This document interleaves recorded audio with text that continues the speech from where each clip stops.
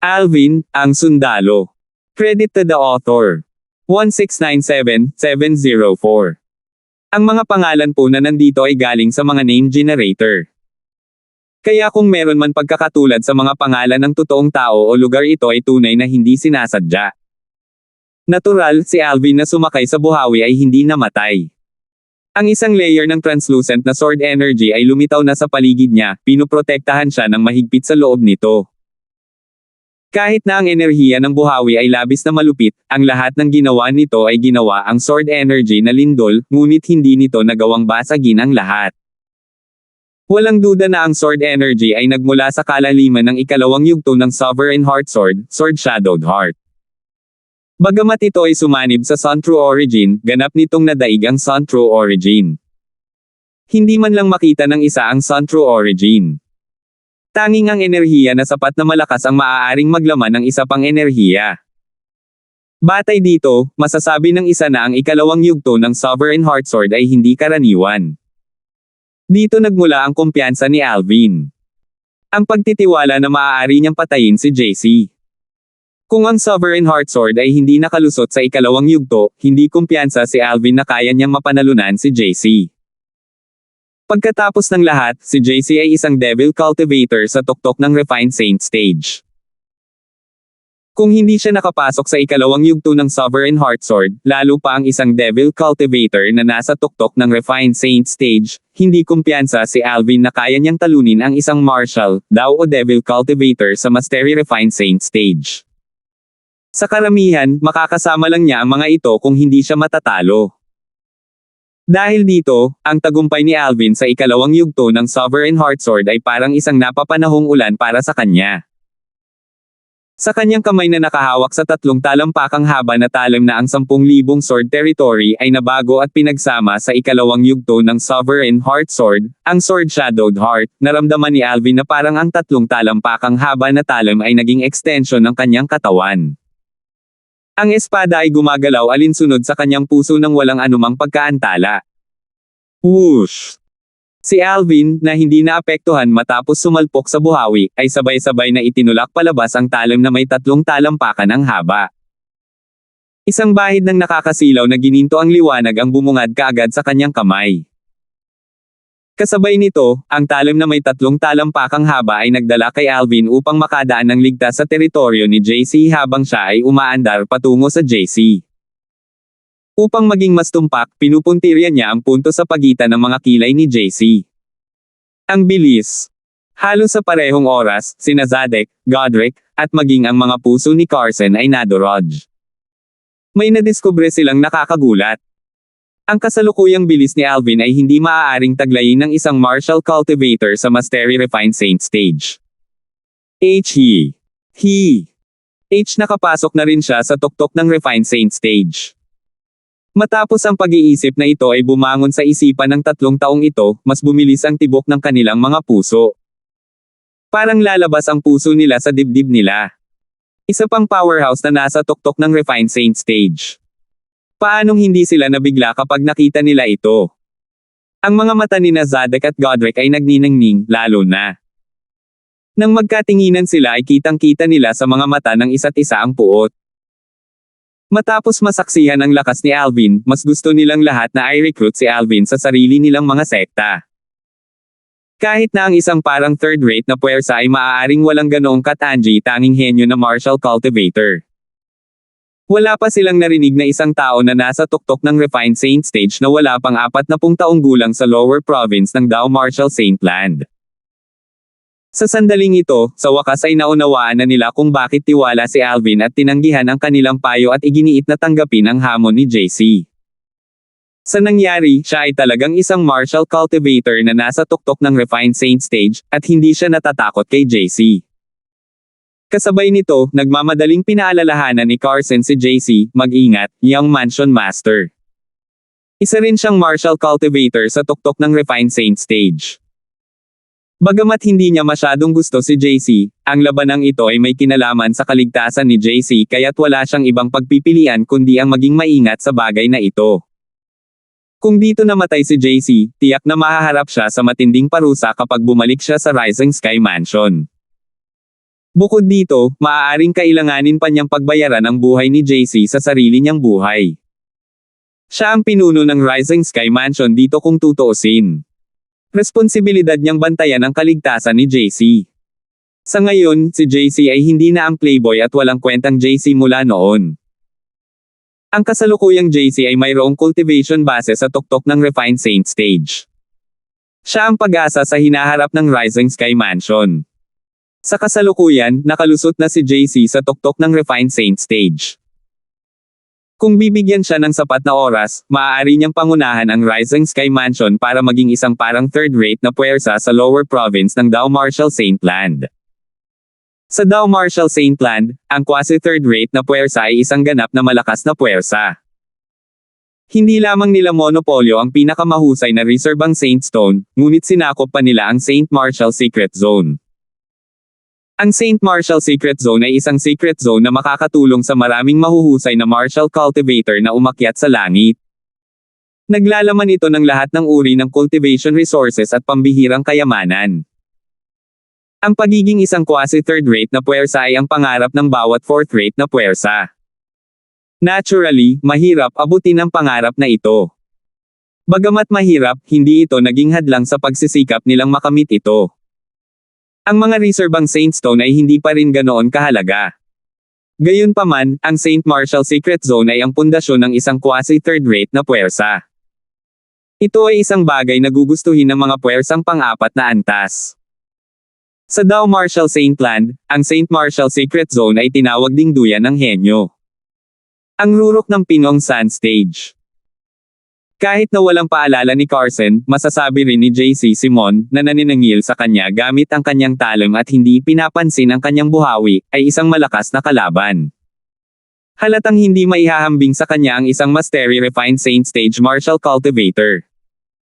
Kahit na magsanib puwersa ang Flowery Monk at Solomon, hindi pa rin sila magiging tugma ni Mon. Firmf. Biglang sumangot si JC. Ilang sandali pa, mabilis na lumiit ang Typhoon Territory. Sa huli, nag-transform ito sa isang maliit na buhawi sa harap niya. Ang buhawi ay lumiit hanggang sa ito ay 2 beses sa laki ni JC. Bagamat ito ay maliit, ang enerhiyang nakapaloob dito ay hindi naman mahina. Nang itulak ni Alvin ang talon na may 3 talampakang haba dito, malinaw niyang naramdaman ang takot mula sa Devil Chi na kumakalat mula sa buhawi. Mabilis nitong nilalamon ang kanyang Sun True Origin. Bukod dito, ang maliit na buhawi ay nagsimula na ring banta ang protection na sword energy sa kanyang katawan sa isang tiyak na lawak. Wind Dragon Embodiment. Sumigaw si JC sa sandaling iyon nang si Alvin ay nabigla pa rin sa pamamaraan ni JC. Pagkatapos, biglang umikot ang maliit na buhawi bago ito nag-transform sa isang banal na dragon na nabuo mula sa hangin. Naturally, ang banal na dragon na nabuo ng hangin ay lubhang mabangis at nakakatakot. Habang umuungol, tila yumanig ang hangin. Nang ang buhawi ay sumasailalim sa pagbabago, natuklasan ni Alvin na ang talon na may 3 talampakang haba sa kanyang kamay ay hindi na pinipigilan. Bagamat hindi na ito napigilan, hindi nilayon ni Alvin na ipagpatuloy ang kanyang pag-atake kay JC. Parang may napansin siya, agad na umatras si Alvin. Kasabay nito, ang banal na dragon na binago mula sa maliit na buhawi ay biglang umikot ang ulo at agad na bumagsak sa lugar kung saan nakatayo si Alvin. Nayanig agad ang langit. Boom! Habang umalangaw-ngaw ang isang malakas na ingay, lumitaw ang mga alon sa kalangitan. Ang mga nakakatakot na airwaves ay lumitaw sa kalangitan, na lumilikha ng isang gulo ng mga bagyo. Ito ay sapat na upang ipakita kung gaano kakilakilabot ang pag-atake. Samantala, si Alvin na nakaiwas sa pag-atake ay nalunod sa takot. Hindi ako makapaniwala na talagang pinagkadalubhasaan ni JC ang gayong nakakatakot na martial technique. Ang puwersa ng martial technique na ito ay dapat na isang offensive technique sa Earth Rank Prominent Saint Grade martial tactic. At saka, tiyak na nilinang niya ito sa pinakamataas na yugto, ang impeccable stage. Nag-iisip si Alvin. Tama nga ang hula ni Alvin. Ang martial technique na ito ni JC na tinawag na Wind Dragon Embodiment ay talagang isang offensive technique sa isang Earth Rank Prominent Saint Grade martial tactic. Bukod dito, isa rin ito sa ilang pinakamalakas na diskarte sa opens iba sa Rising Sky Mansion. Isa itong teknik na kapantay ng space-shattering origin detonation na pinagkadalubhasaan ni Clifford. Firms. Masyado kang mabilis sa pag-iwas, ha? Ngumuso si JC nang makita niya kung gaano kabilis nakaiwas si Alvin sa kanyang unang pag-atake. Ang kanyang tingin nang tumingin kay Alvin ay ganap na iba ngayon. Dati, ang kanyang titig ay naglalaman ng mga pahiwatig ng pang-aalipusta, ngunit ngayon, hindi na ito humahamak habang nakatingin siya kay Alvin. Sa halip, napalitan ito ng solemnidad. Wala siyang choice kundi seryosohin ito sa sandaling ito. Dati, hindi niya alam ang lakas ni Mon. Gayunpaman, batay sa naunang sitwasyon, masasabi niyang ang lakas ni Mon ay hindi mas mababa sa kanya. Nasa tuktok din siya ng Refined Saint Stage. Masasabi rin niya na si Mon ay nakalusot lamang sa Refined Saint Stage hindi pa katagal, tulad niya. Bagamat mataimtim ang kanyang ekspresyon, wala siyang balak na umatras. Ang katotohanang magkapantay sila sa lakas ay lalong nagpukaw sa kanyang pagnanais na manalo. Samantala, sa wakas ay nanumbalik ang mga manunood. Tila nakakita sila ng multo nang tumingin sila kay Alvin. Tiyang Mon na ito ay talagang makapangyarihan.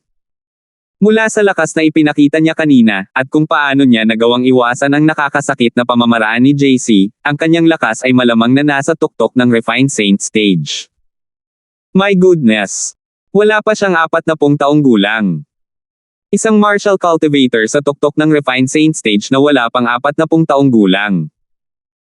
Sa palagay ko kahit na sa ilang mga quasi-third-rate na puwersa sa lower province ng Dao Martial Saint Land ay walang ganoong tao, tama ba? Hindi katakatakang tinanggap niya ang hamon ni JC ng buong kumpiyansa. Noong una, akala ko ay nagmamadali lang siya. Gayunpaman, mukhang may tiwala siya sa kanyang sarili. Bagaman siya ay nasa tuktok din ng Refined Saint Stage, batay sa pag-atake kanina, tila ang kanyang lakas ay bahagyang mas mababa kaysa kay JC. Napansin ko rin iyon. Medyo mababa nga ang lakas niya. Nag-usap-usap ang mga manunood.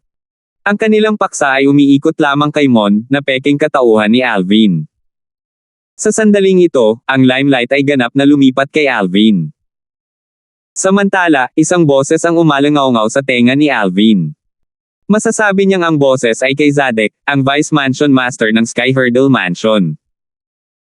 Little Brother Mon, kung sa tingin mo ay hindi ka kakampi para kay JC, siguraduhing aminin mo ang iyong pagkatalo sa napapanahong paraan.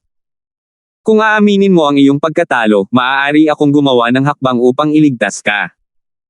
Sa sandaling natapos ang voice transmission ni Zadek, dumating ang voice transmission ni Godric.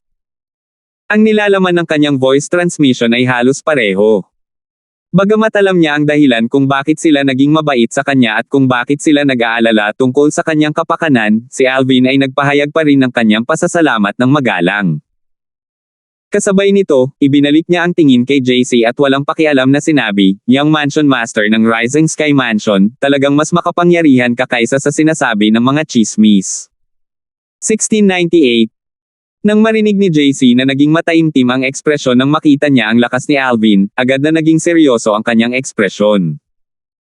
Ang mahinahong boses ng kanyang kalaban ay ikinagalit niya. Kung tutuusin, hanggang ngayon, hindi maikakailang siya ang may kapangyarihan. Hindi lang si JC ang nag-isip. Maging sina Zadek, Godric, at Carson ay naisip din iyon. Gayunpaman, hindi nila alam na ito ang intensyon ni Alvin. Nang makitang muli ni Alvin ang pang-aalipusta sa mga mata ni JC, alam niyang matagumpay niyang naabot ang gusto niya. Nang kumilos siya kanina, hindi niya ginamit ang lahat ng kanyang lakas para mawala ng bantay si JC. Kung mangyayari ang mga bagay-bagay, mayroon siyang kumpiyansa na patayin si JC bago niya maamin ang pagkatalo. Bagamat si JC ay mayabang at mapagmataas, kung alam niyang mas malakas si Alvin kaysa sa kanya, hindi siya magdadalawang isip na isantabi ang kanyang pride at aminin ang pagkatalo para iligtas ang kanyang sariling buhay. Hindi ito isang bagay na gustong makita ni Alvin. Dahil dito, habang patuloy na lumalaban sina Alvin at JC, pinanatili niya ang kanyang naunang lakas para makipaglaban kay JC. Para sa isang sandali, tila siya ay inilagay sa isang hindi magandang posisyon at lumitaw na bahagyang kahabag-habag. Nang makita ito ng grupo ng mga Sectless Cultivator, mas bumilis ang tibok ng kanilang puso para sa kapakanan ni Alvin. Ang Mon na ito ay malinaw na hindi kalaban ni JC, kaya bakit hindi siya umamin ng pagkatalo? Tama. Don't tell me talagang iniisip niya na kaya niyang manalo si JC. Kung magpapatuloy ito, papatayin siya ni JC. Kung ako siya, matagal ko nang inamin ang pagkatalo. Nararamdaman kaya ni Mon na mas mahalaga pa ang pride niya kaysa sa buhay niya. Ang grupo ng mga Seckless Cultivator ay labis na nag-aalala para kay Alvin. Hindi nila alam na ang pinag-uusapan ay talagang nagsasaya sa paglalaro ng larong ito. Sa sandaling ito, maging sina Zadek at Godric ay hindi napigil ang magpawis ng malamig dahil kay Alvin. Young Mansion Master, patayin mo siya.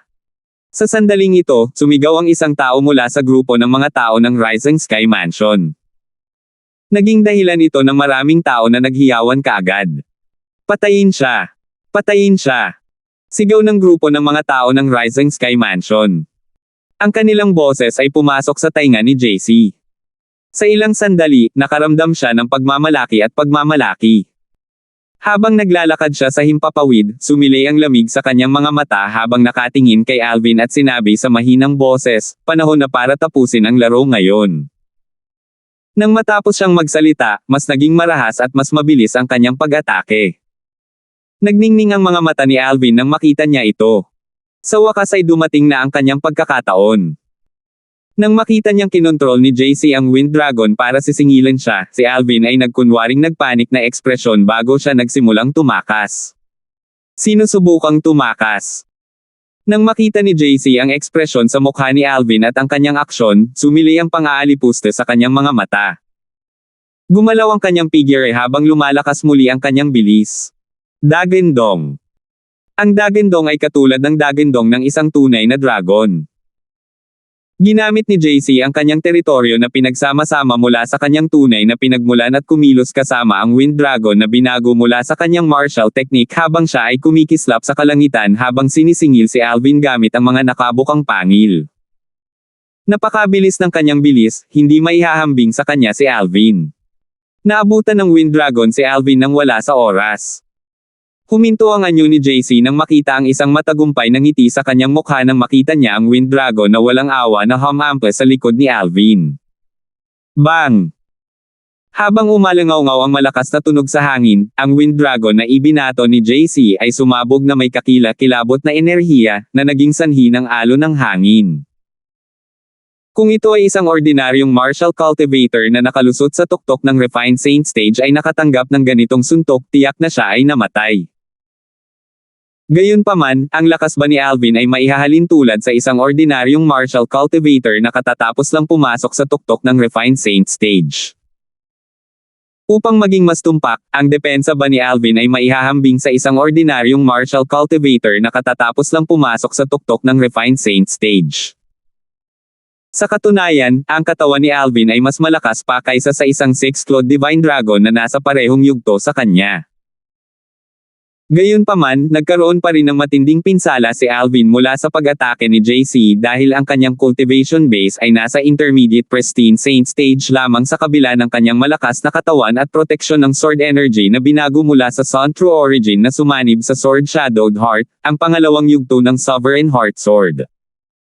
Sa sandaling nasugatan si Alvin, at si JC ay may mapang-akit ng ngiti sa kanyang mukha. Whoosh! Ang tunog ng espadang sumisipol sa hangin na agad na nawala sa paglitaw nito ay umalangaw-ngaw na parang alulong sa gitna ng tahimik at tahimik na gabi. Sa mga mata ni Zadek, Godric, at Carson, isang matulin na gintong sinag ng espada ang bumaril mula sa kamay ni Alvin. Ang bilis nito ay napakabilis. Kung tutuusin, doble ang bilis nito kaysa sa dati niyang pag-atake. Bukod dito, ang bilis ng sword ray na ito ay mas mabilis pa sa Wind Dragon ni JC. Sa sandaling ito, kung hindi pa rin nila maisip na itinatago ni Alvin ang kanyang lakas, masasabing ang kanilang mahabang buhay ay nabuhay ng walang kabuluhan. Bumalatay ang takot sa mukha ni Carson. Agad siyang sumigaw para balon si JC, Young Mansion Master. Sa kasamaang palad dahil sa katotohanang si JC ay kasalukuyang natutuwa kay Alvin na nasugatan sa kanyang pag-atake, siya ay nahuli sa pag-atake ni Alvin. Dahil dito, isang di pa lang ang layo ng matulin na Golden Sword Ray mula sa kanya nang sa wakas ay napagtanto niya ang nangyayari. Sa sandaling ito, ang gininto ang sword ray ay hindi parang isang sword ray. Para siyang nagliliyab na araw. Isang nagliliyab na araw na tumitama sa kanya. Spurt. Tumalsik ang dugo kung saan-saan. Isang madugong butas ang lumitaw sa pagitan ng mga kilay ni JC. Gayunpaman, nanatili pa rin sa kanyang mukha ang isang nakakalokong ngiti. Ito ang nakatakdang maging huling pagpapahayag sa kanyang buhay. Barf! Kasabay nito, hindi na rin nakayanan ni Alvin na nagkaroon ng matinding pinsala. Sa sandaling ibukan niya ang kanyang bibig, sumukha siya ng napakalaking bibig ng dugo. Tumalsik ang dugo sa langit na parang nakasisilaw na pulang rosas. Bagamat si Alvin ay malubhang nasugatan, hindi niya nakalimutang kolektahin ang special ring ni JC bilang kanyang trepeyo ng digmaan. Nang makuha ni Alvin ang special ring ni JC, at ang katawan ni JC ay bumagsak sa higanteng chess piece sa madugong gulo, nanambalik ang pakiramdam ng mga tao. Muling tumahimik ang buong lugar. Young Mansion Master. Napatigil ang lahat sa sigaw ni Carson. Gayunpaman, habang sumisigaw si Carson, dalawang matulin na figure ang lumitaw sa tabi ni Alvin upang protektahan siya habang nakatitig sila kay Carson. Para silang natatakot na sasalakayin ni Carson si Alvin dahil sa galit. Hindi sila nang ahas na pabayaan ang kanilang mga bantay sa harap ni Carson batay sa kanyang nakaraang aksyon. Natural, ang dalawang figure ay walang iba kundi si Zadek, ang Vice Mansion Master ng Sky Hurdle Mansion, at si Godric, ang pangalawang Elder ng Raging Wave Mansion. Sa simula, naguguluhan din sila kung paano nagawang patayin ni Alvin si JC sa kritikal na sandali. Gayunpaman, napanood nila ang laban nina Alvin at JC mula sa simula hanggang sa huli. Naunawaan nila, sa sandaling pinatay si JC, na si Alvin ay nagpapanggap lamang na mahina upang linlangan si JC. Dahil dito, napabayaan ni JC ang kanyang pagbabantay at naging sanhi ng kanyang sariling kamatayan sa kritikal na sandali. Mukhang may intensyon na si Mon na patayin si JC sa simula pa lang. Kung hindi niya ito pinlano ng lubusan, naisip ni Zadek sa kanyang sarili. Si Godric ay may kaparehong pag-iisip kay Zadek. Nakikita nilang mas makapangyarihan si Alvin kaysa kay JC, hindi imposible para sa kanya na patayin siya sa direktang labanan. Gayunpaman, kung ginawa niya iyon, magbibigay ito kay JC ng pagkakataong umamin ng pagkatalo. Dahil sa kanyang tukana, si JC ay nahulog sa kanyang bitag at pinamunuan ng ilong ni Alvin. Sa huli, hindi niya matakasan ang kamatayan. Sa sandaling ito, sina Zadek at Godric ay nakaramdam ng lubos na kasiyahan sa kanilang mga puso. Ang isang henyong martial cultivator na may ganoong katalinuhan ay bihira kahit sa Upper Province ng Dao Martial Saint Land, lalo pa sa Lower Province ng Dao Martial Saint Land. Kung ang gayong tao ay sumali sa kanilang mga sekta, maaari nilang simulan ang pagbibilang ng mga araw bago ang kanilang mga sekta ay maging isang parang ikatlong antas na puwersa. Dahil dito, agad silang nagpakita sa tabi ni Alvin upang protektahan siya. Mon. Kung iisipin, talagang naglakas loob kang patayin ang Young Master ng Rising Sky Mansion. Nang makita ni Carson sina Zadek at Carson ay nasa tabi na ni Alvin, alam niyang hindi na siya makakagalaw. Gayunpaman, hindi niya maaaring pabayaan ang bagay na iyon ng ganoon. Ang pag-asa ng Rising Sky Mansion ay pinutol ng Mon na ito. Sigurado siyang kapag kumalat na ang balitang ito sa Rising Sky Mansion, tiyak na magiging numero unong kaaway si Mon ng Rising Sky Mansion. Gusto niya akong patayin, pero hindi ko siya kayang patayin. Joke. Si Alvin, na medyo gumaling pagkatapos uminom ng hilang medicinal pill, ay pinunasan ang dugo sa gilid ng kanyang bibig bago siya sumagot ng nakangiti, "Huwag mong sabihin sa akin na ang mga tao mula sa Rising Sky Mansion ay laging mayabang." Marahil ang isang ordinaryong tao ay matatakot sa banta ni Carson, ngunit pumunta si Alvin dito upang patayin si JC. Paano kaya siya matatakot sa banta ni Carson?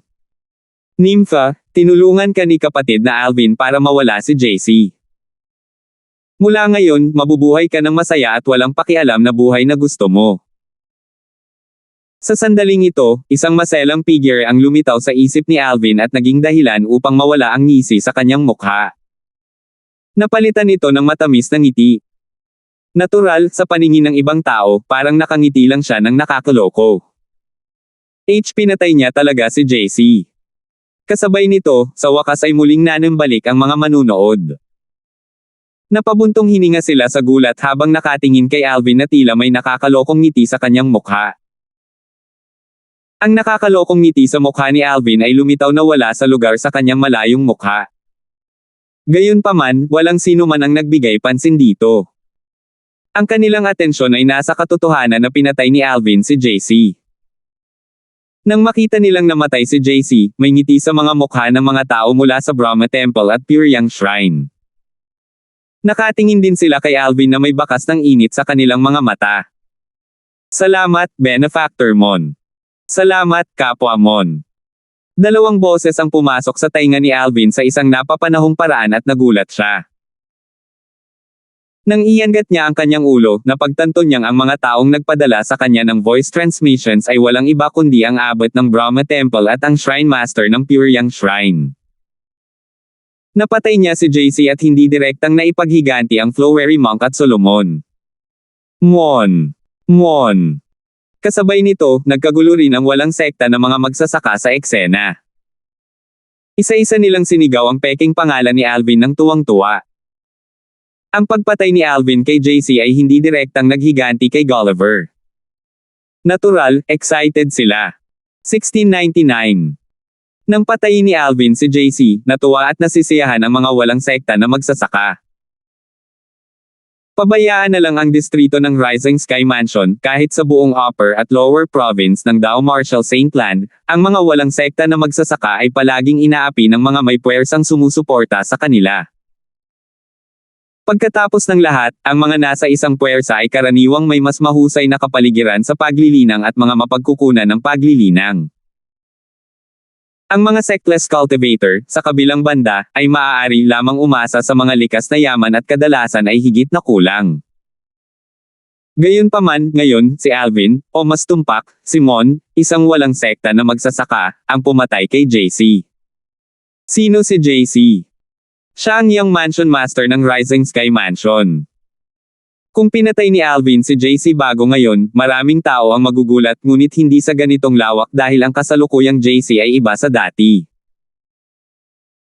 Hindi lang niya pinatay si Gulliver, isang malakas na powerhouse sa mga walang sekta na cultivator, na dati niyang karibal, ngunit pinatay din niya ang Flowery Monk at Solomon kahit na sila ay nagsanib puwersa. Noong nakaraan, ang mabulaklak na Monk at Solomon ay maaaring matalo siya ng madali. Gayunpaman, sa loob lamang ng isang taon, siya ay umakyat sa tuktok ng Refined Saint Stage mula sa Early Refined Saint Stage, na naging dahilan upang siya ang pinakamalakas na tao sa gitna ng henerasyong nasa katanghaliang gulang sa distrito ng Rising Sky Mansion. Kung walang Alvin, natural na si JC ang magiging pinakamalakas na tao sa gitna ng nasa edad na henerasyon sa distrito ng Rising Sky Mansion pagkatapos ng Rising Sky Ranking Battle. Sa kasamaang palad, ang hitsura ni Alvin, o Mon, ay hindi lamang humila sa kanya pababa mula sa mga ulap, ngunit ito ay nagpabagsak din sa kanya sa impyerno, na hindi na muling tumayo. Dahil dito ang karamihan sa mga tao ay labis na nagulat sa pagpatay ni Alvin kay JC. Higit sa lahat, wala pa siyang 40 taong gulang. Wala pa siyang 40 taong gulang, ngunit ang kanyang cultivation base ay nasa tuktok na ng Refined Saint Stage. Ang Mon na ito ay talagang isang halimaw. Dati, parang nagpakita siya ng interes na sumali sa Sky Hurdle Mansion o sa Raging Wave Mansion. Alin man ang pipiliin niya, hindi magiging mahirap para sa kanila na maging isang quasi-Eisen all of third-rate na puwersa kung ilan sa mga ito ay sasali sa ilang mga third-rate na puwersa kung ilan sa mga ito ay sasali sa ilang mga third-rate. Nang biglaan, sabay-sabay, nalipat ang atensyon ng lahat kina Zadok at Godric. Pareho silang kinatawan ng Sky Hurdle Mansion at ang Raging Wave Mansion. Nauna rito, nagpahayag ng interes si Alvin na sumapi sa isa sa kanilang puwersa. Sina Zadok at Godric ay nagpalitan ng tingin sa isa't isa, at pareho nilang nakikita ang puot sa mga mata ng isa't isa. Pagkatapos ng lahat, mayroon lamang isang Mon. Imposibleng hatiin siya ng mga ito sa kalahati. Mon, bilang Grand Elder ng Rising Sky Mansion, bibigyan kita ng pagkakataong mabuhay. Hanggat sasali ka sa aming Rising Sky Mansion at minampa sa kidlat na parusa sa panunumpa na hindi ka magsisikap sa pagtatrabaho para sa Rising Sky Mansion, maaari kitang patawarin sa ngalan ng Rising Sky Mansion. Bukod dito, ang Rising Sky Mansion ay hindi magiging imposible para sa iyo na magkaroon ng Rising Sky Mansion. Master ng Rising Sky Mansion sa hinaharap. Sa sandaling ito, isang voice transmission ang biglang pumasok sa tainga ni Alvin. Ito ay isang voice transmission mula kay Carson, ang Grand Elder ng Rising Sky Mansion. Batay sa mga salita ni Carson, malinaw na kung handa si Alvin na manampa sa panunumpa ng parusa sa kidlat, ang Rising Sky Mansion ay hindi makakahanap ng anumang problema sa kanya. Bagamat gustong patayin ni Carson ang pumatay sa kanyang apo, maging siya ay hindi maiwasang pahalagahan ang talento ni Alvin. Kung maibabalik niya ang isang henyo na tulad niya, tiyak na maituturing siyang nakagawa ng isang mahusay na merito. Sa oras na iyon, walang sino man ang sisisi sa kanya sa pagkamatay ni JC. Para naman sa Mansion Master ng Rising Sky Mansion, bagamat mahal na mahal niya ang kanyang anak, sa nakikita ni Carson, hanggat matalino siya, malalaman niya ang mga benepisyo ng pagsali ni Mon sa Rising Sky Mansion. Ang Rising Sky Mansion ay dating parang third-rate na puwersa bago ito bumagsak at naging fourth-rate na puwersa. Dahil sa kadahilanang ito, ang Rising Sky Mansion ay masabik kumpara sa iba pang mga puwersang pang-apat na antas na makakuha ng katayuan ng isang parang ikatlong antas na puwersa. Para sa interes ng angkan, ganap na maisantibi ng isang tao ang personal na puot ng isa. Elder Brawler, tama ba ang narinig ko? Nang marinig ang voice transmission ni Carson, tumingin sa kanya si Alvin bago siya lantaran at casual na nagsabi, gusto mo ba talaga akong sumama sa Rising Sky Mansion mo? Kahit na kaya mong isantibi ang puot na dulot ng pagpatay ko sa apo mo, huwag mong sabihin sa akin na maisantibi din ng Mansion Master mo ang kanyang puot at hindi na mahirapan ako. Sa sandaling ang mga salita ni Alvin ay lumabas sa kanyang bibig, ang buong lugar ay nagkagulo. Hindi sumagi sa isip ng sino man na si Carson na gustong patayin si Mon ay magpapaabot sa kanya ng isang sanga ng oliba. Sina Zadek at Godric, sa kabilang banda, ay naiintindihan si Carson. Pagkatapos ng lahat, ang likas na talento ni Mon ay napakahusay. Kung mayroon sila sa kanya, maliban sa anumang hindi nakikitang mga pangyayari, hindi magiging mahirap para sa kanya na pamunuan ang isang fourth-rate na puwersa upang maging isang quasi-third-rate na puwersa sa hinaharap. Sabay-sabay, ang kanilang mga mata habang nakatingin kay Carson ay napuno ng puot. Little Brother Mon, huwag kang maniwala sa kanya. Malamang na sinusubukan kanyang linlangan, at malamang na gusto kanyang sumama sa kanya para mapatay kanya sa kalagitnaan ng paglalakbay. Ipinadala ni Zadek ang kanyang boses kay Alvin, na naghahasik ng hindi pagkakasundo sa pagitan nina Alvin at Carson. Hindi niya nais na sumali si Alvin sa Rising Sky Mansion kahit na naiintindihan niya ang intensyon ni Carson. Nakarating din sa kanya ang voice transmission ni Godric. Ang nilalaman ng voice transmission ay halos pareho. Sinusubukan din niyang maghasik ng hindi pagkakasundo sa pagitan nila ni Carson. Natural, maaaring hulaan ni Alvin ang kanilang mga intensyon. Bagamat nakita niyang nakakatawa ito, tiniyak pa rin niya sa mga ito na hinding-hindi siya sasali sa Rising Sky Mansion. Matapos matanggap ang tugon ni Alvin, sina Zadek at Godric ay labis na nasiyahan dahil nangangahulugan ito na wala silang kalaban-laban. Gusto talaga ng Grand Elder ng Rising Sky Mansion na sumali si Mon sa Rising Sky Mansion.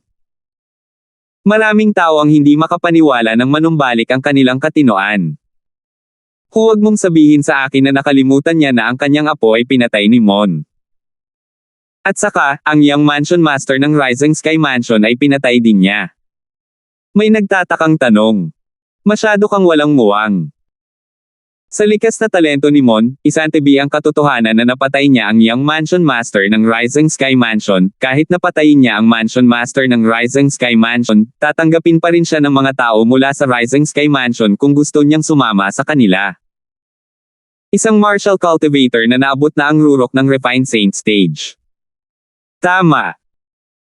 Hanggat ang isang mahuhusay na martial cultivator ay binibigyan ng sapat na oras para lumago, hindi magiging mahirap para sa kanya na manguna sa isang fourth-rate na puwersa upang maging isang quasi-third-rate na puwersa sa hinaharap. Ang isang personal na awayan ay walang halaga kumpara sa kinabukasan ng buong sekta. Nag-usap-usap ang karamihan.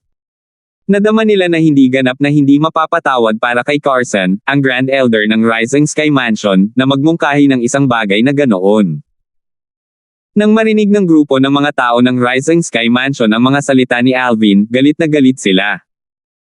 Naramdaman nilang pinapahiya ni Carson, ang Grand Elder ng Rising Sky Mansion, ang kanilang Rising Sky Mansion. Gayunpaman, pagkatapos nilang kumalma, naramdaman nilang hindi mali si Carson sa kanyang desisyon. Hindi mo kailangang mag-alala.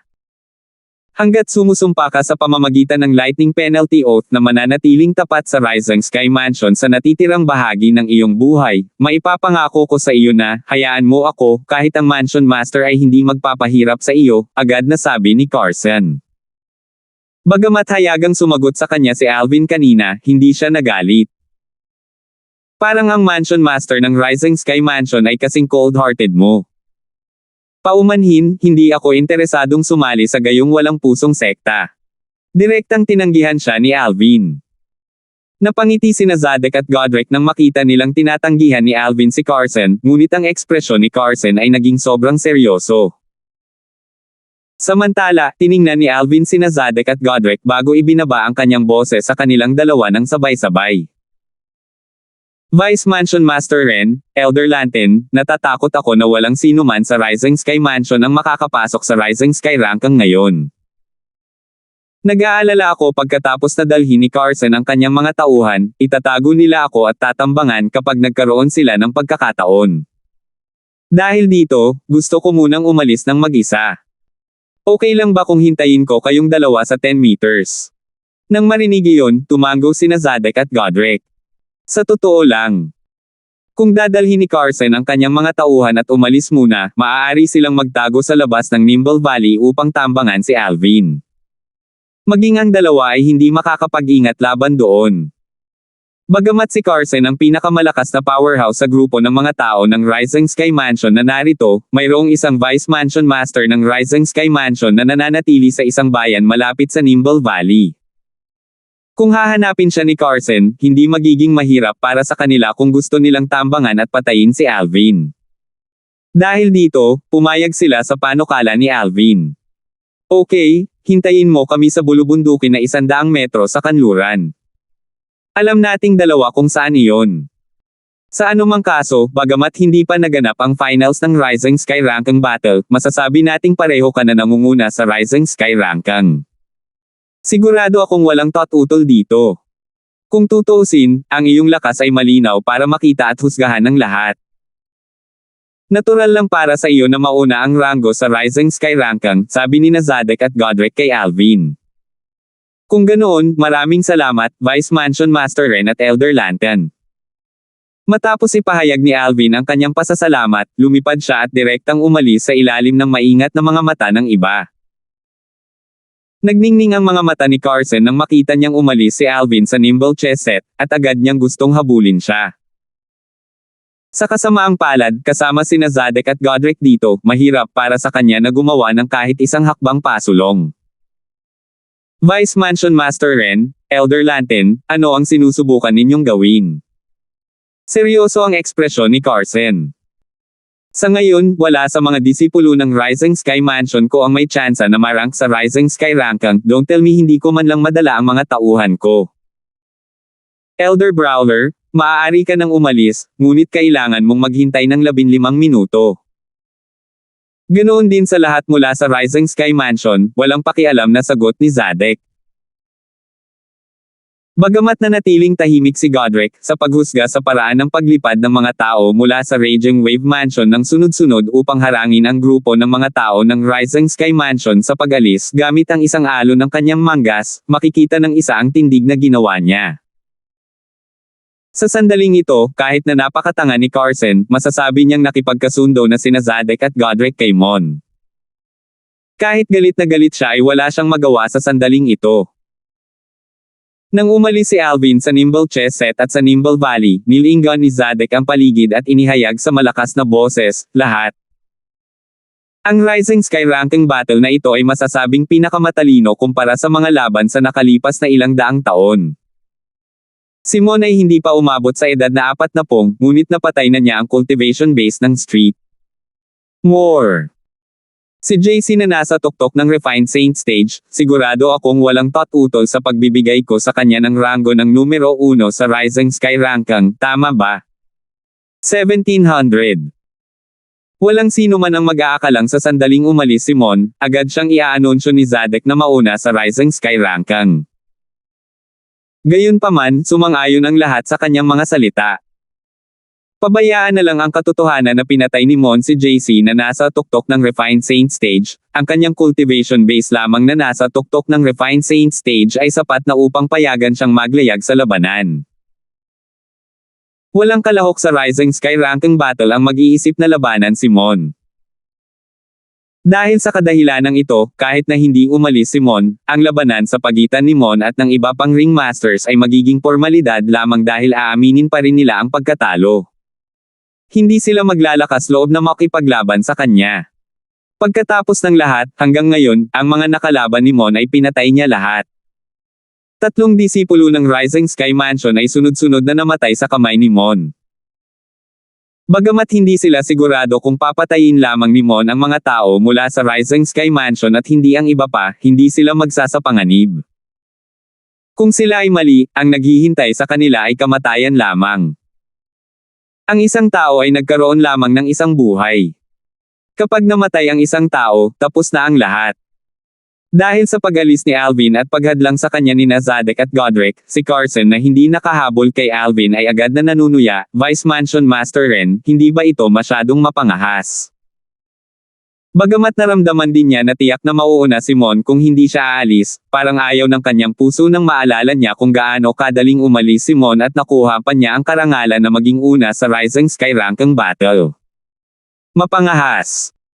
Bago sumagot si Zadek, napangiti si Godric habang sinabi niya, Elder Brawler, parang hindi ka kwalipikadong sabihin kung mapangahas tayo o hindi, tama.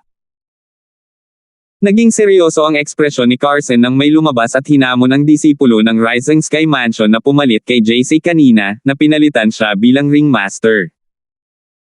Lahat ng 9 na ringmasters na naroroon, mayroon bang sino mang tumututol na si Mon ay may rank muna sa Rising Sky ranking.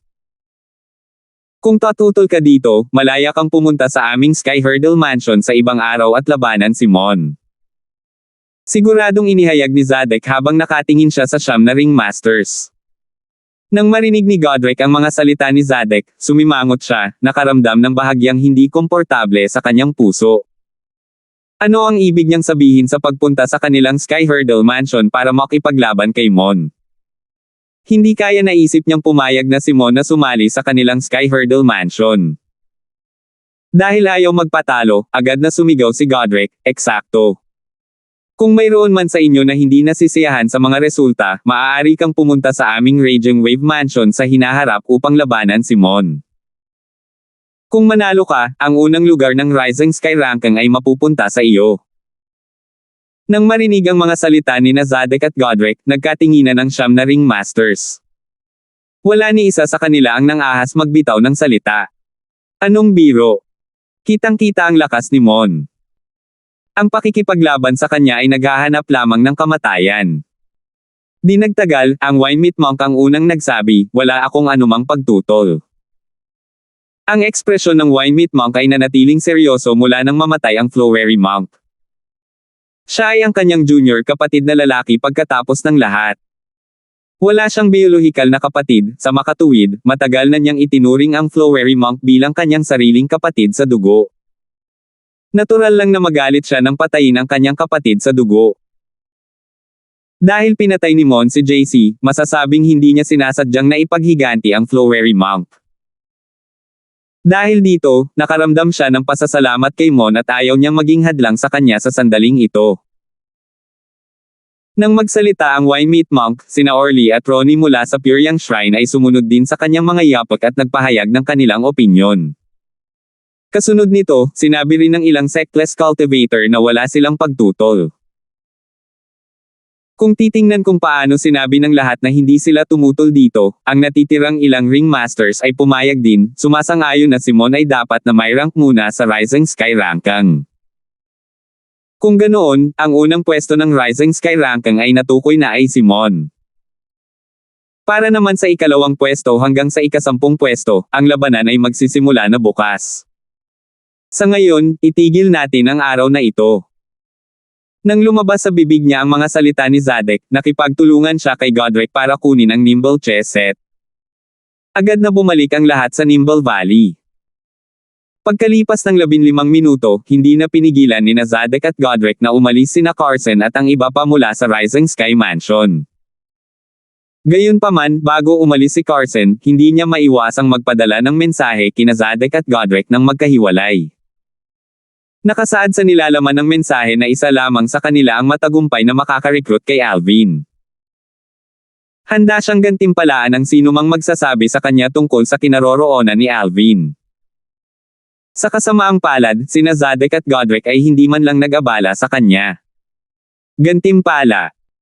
Magkukulang ba sila sa alinman sa mga bagay na mayroon si Carson?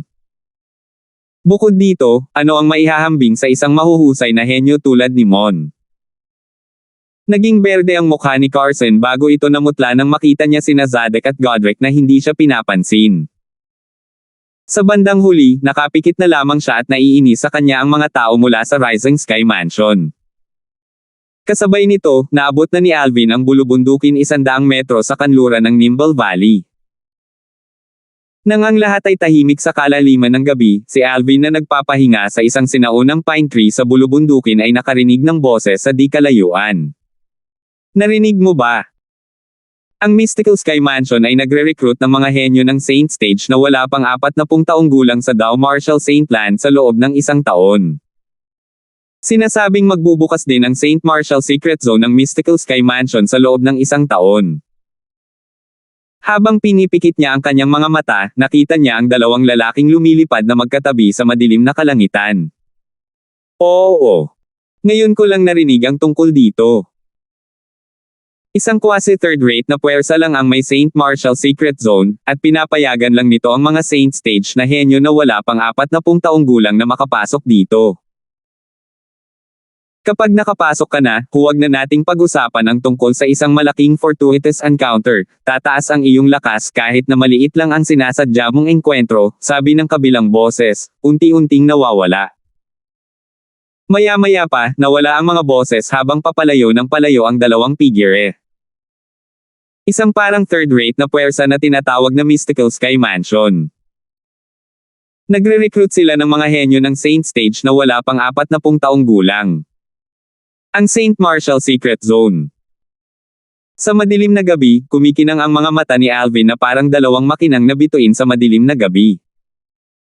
Sa una, binalak niyang piliin ang alinman sa Sky Hurdle Mansion o Raging Wave Mansion batay sa mga kondisyong ihaharap sa kanya ni Zadek at Godric pagkatapos ng Rising Sky Ranking Battle. Ang kanyang layunin ay gumamit ng fourth-rate na puwersa bilang pambuelo upang pumailang lang sa tuktok. Pagkatapos niyang makapasok sa Eminent Saint Stage, nagplano siyang pumunta sa Upper Province ng Dow Marshall Saint Land upang hanapin ang kanyang kasintahang si Kelly. Bukod dito, maaari niyang gamitin ang tulong mula sa isang pang-4 na antas ng puwersa upang magtanong tungkol sa ama na ito. Gayunpaman, nang marinig niya ang isang parang third-rate na puwersa na tinatawag na Mystical Sky Mansion na magre-recruit ng mga disipulo na mga henyo ng Saint Stage na wala pang 40 taong gulang, isa pang ideya ang pumasok sa kanyang isipan. Kung ikukumpara sa isang fourth-rate na puwersa, ang isang quasi-third-rate na puwersa ay walang alinlangan na isang mas mahusay na springboard. Bukod dito, na-curious din siya tungkol sa Saint Marshall Secret Zone o isang bagay na quasi-third-rate force lang ang nagtataglay dahil ito ang unang beses niyang marinig ang tungkol dito. Kung ganoon, wala akong choice kundi itayo sina Vice Mansion Master Ren at Elder Lantern. Buti na lang at hindi ko ginamit ang tunay kong pagkatao. Ang Mon ay isang pangalan lamang na ginawa ko kaya hindi ko kailangang mag-alala na hahabulin at papatayin nila ako dahil sa galit at kahihiyan. Nang maisip ito ni Alvin, umalis siya sa bulubundukin sa dilim ng gabi. Sa sandaling ito, kung si Zadok man o si Godric, wala ni isa sa kanila ang nakakaalam na pinatayo na sila ni Mon at umalis ng maaga. Sa sandaling ito, sabik pa rin silang naghihintay sa pagdating ng bukas. Nasa sabik sila sa pag-imagine lang na sumapi si Mon sa kanilang mga sekta pagkatapos ng Rising Sky ranking battle bukas. Si Alvin ay, natural, walang alam tungkol dito. Gayunpaman, kahit aware siya, aalis pa rin siya. Zadok man o Godric, alam niya kung bakit maganda ang pakikitungo nila sa kanya. Ang lahat ng ito ay dahil sa kanyang mataas na likas na talento. Kung hindi, hindi na nila siya abalahin. Ngayong nakahanap na siya ng mas magandang opsyon, natural, hindi na niya kailangang limitahan ang kanyang sarili sa Sky Hurdle Mansion o sa Raging Wave Mansion. Bagamat trabaho ni Zadok at Godric na protektahan siya sa Rising Sky ranking battle, nakaramdam pa rin siya ng utang na loob sa kanila. Vice Mansion Master Ren, Elder Lantin, ibabalik ko ang pabor sa iyo sa hinaharap kung may pagkakataon. Si Alvin ay hindi gustong magkaroon ng pabor sa sinuman. Pagkatapos umalis sa bulubundukin, bumalik siya sa distrito ng Greenwave Han Mansion at sa Greenwave Han Mansion. Sa kanyang kasalukuyang lakas, maliban kung ito ay isang powerhouse ng Greenwave Han Mansion sa Eminent Saint Stage o mas mataas, walang makakadetect sa kanya kung sinasadya niyang itago ang kanyang sarili. Kahit na siya ay isang martial cultivator sa Intermediate Pristine Saint Stage, ang kanyang lakas ay talagang katumbas ng isang martial cultivator sa tuktok ng Refined Saint Stage. Natural, hindi ito naging problema kahit na hindi niya itago ang kanyang presensya. Kung tutusin, hindi lang niya kilala si Nympha, ang eldest miss ng Greenwave Han Mansion, kundi kilala rin niya si Nathan, ang Mansion Master ng Greenwave Han Mansion. Noong una ay gusto niyang hanapin si Nympha para sorpresahin siya. Gayunpaman, nagbago ang isip niya at hinanap muna si Nathan. Sigurado siyang nababalisa rin ang kanyang titohan sa bagay na ito. Dahil dito, nagpa siya si Alvin na ihayag ang kanyang presensya. Oo naman, ang kanyang presensya ay napansin ng iba. Inilipat niya ang kanyang disguise sa malayong Alvin mula sa nakaraang pagpunta niya rito. Nakilala siya ng ilan sa mga disipulo ng Greenwave Han Mansion na nagpapatrolya kaya hindi nila siya pinahirapan. Nakatagpo ni Alvin si Nathan, ang Mansion Master ng Greenwave Han Mansion, nang walang anumang hadlang. Little Tian, bumalik ka na. Kumusta? Tanong ni Nathan, hindi napigilan ang sarili nang makita niyang bumalik na si Alvin. Bilang pagbibilang ng oras, dapat ay natapos na ang Rising Sky ranking battle. Dahil bumalik si Alvin, halatang kagagaling lang niya sa Rising Sky ranking battle. Ito ay isang tagumpay. Kung si Nympha iyon, maaaring kulitin siya ng kaunti ni Alvin, ngunit hindi nararapat na magbiro siya sa harap ni Nathan. Tuwang-tuwa si Nathan. Gayunpaman, humingi pa rin siya ng kumpirmasyon, talagang pinatay ng kaibigan mong iyon si JC. Noong umalis si Alvin dati, sinabi niyang hihilingin niya sa isang kaibigan mula sa isang parang third-rate na puwersa na patayin si JC, ang young master ng Rising Sky Mansion, sa panahon ng Rising Sky ranking battle. Dahil dito, walang ideya si Nathan na si Alvin ang personal na gumawa ng hakbang. Oo. Tumanggo si Alvin. Bagamat nagtagumpay siya, hindi niya naramdaman ang pangangailangang magpaliwanag ng labis. Salamat, Little Tian. Si Nathan, natural, ay hindi nag-alinlangan sa mga salita ni Alvin. Pagkatapos huminga ng malalim, talagang yumuko siya para ipahayag ang kanyang pasasalamat kay Alvin. Nagulat si Alvin na mabilis siyang umiwas. Uncle Han, hindi mo magagawa iyan. I treat Nympha as my biological sister kaya ang problema niya ay problema ko rin. You're her father and also my senior, there's no need for you to be so courteous. Nang marinig iyon, ngumiti si Nathan, samantala, nakahinga siya ng maluwag. Ang batong dumidiin sa kanyang puso ay tuluyang nawala. Nang makita ito, nagpaalam sa kanya si Alvin at hinanap si Nympha. Naiinip siya sa paglalakbay kaya kinuha niya ang spatial ring ni JC sa isang pag-iisip. Nang tumulo ang kanyang dugo dito para kunin ang pagmamay-ari ng dugo, napagtanto niyang hindi niya ito magagawa. Natural, alam niya kung ano ang ibig sabihin nito. Buhay pa si JC. Agad na bumungad kay Alvin ang takot. 1701. Kakailanganin ng isa na isagawa ang claim sa pagmamay-ari ng dugo sa isang spatial ring kung gusto ng isa na ma-access ang mga item sa loob nito. Ang isang spatial ring na may isang may-ari ay hindi papayagan ang sinuman na ma-access ito maliban kung ang may-ari ay personal na binawi ang claim sa pagmamay-ari ng dugo o kung siya ay namatay.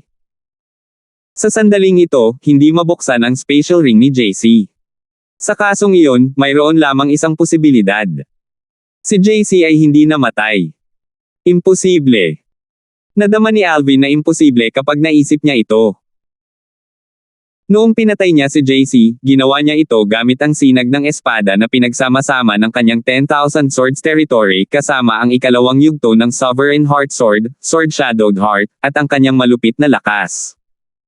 Ang malakas na sinag ng espada ay direktang tumago sa pagitan ng mga kilay ni JC. Ang puwang sa pagitan ng mga kilay at puso ay ang takong ng Achilles ng isang tao. Kinokontrol ng puso ang katawan habang kontrolado ng espasyo sa pagitan ng mga kilay ang kaluluwa. Ang pagtusok sa pagitan ng mga kilay ay katumbas ng pagdurog ng kaluluwa, at ito ang pinakaligtas na pamamaraan sa pagtiyak ng pagkamatay ng isang tao. Ang pag-atake sa puso ay may sariling panganib dahil ang ilang mga tao ay may mga puso na medyo malayo sa normal na lugar. Sa oras na iyon, kung hindi siya napatay ni Alvin sa isang putok, tiyak na aaminin ni JC ang pagkatalo kapag nanumbalik ang kanyang katinoan. Dahil dito, hindi siya naglakas loob na makipagsapalaran at hindi naglalayon sa kanyang puso. Dahil dito ay pinili niya ang pinakaligtas na paraan sa pamamagitan ng pagtagos sa pagitan ng mga kilay ni JC upang basagin ang kanyang kaluluwa.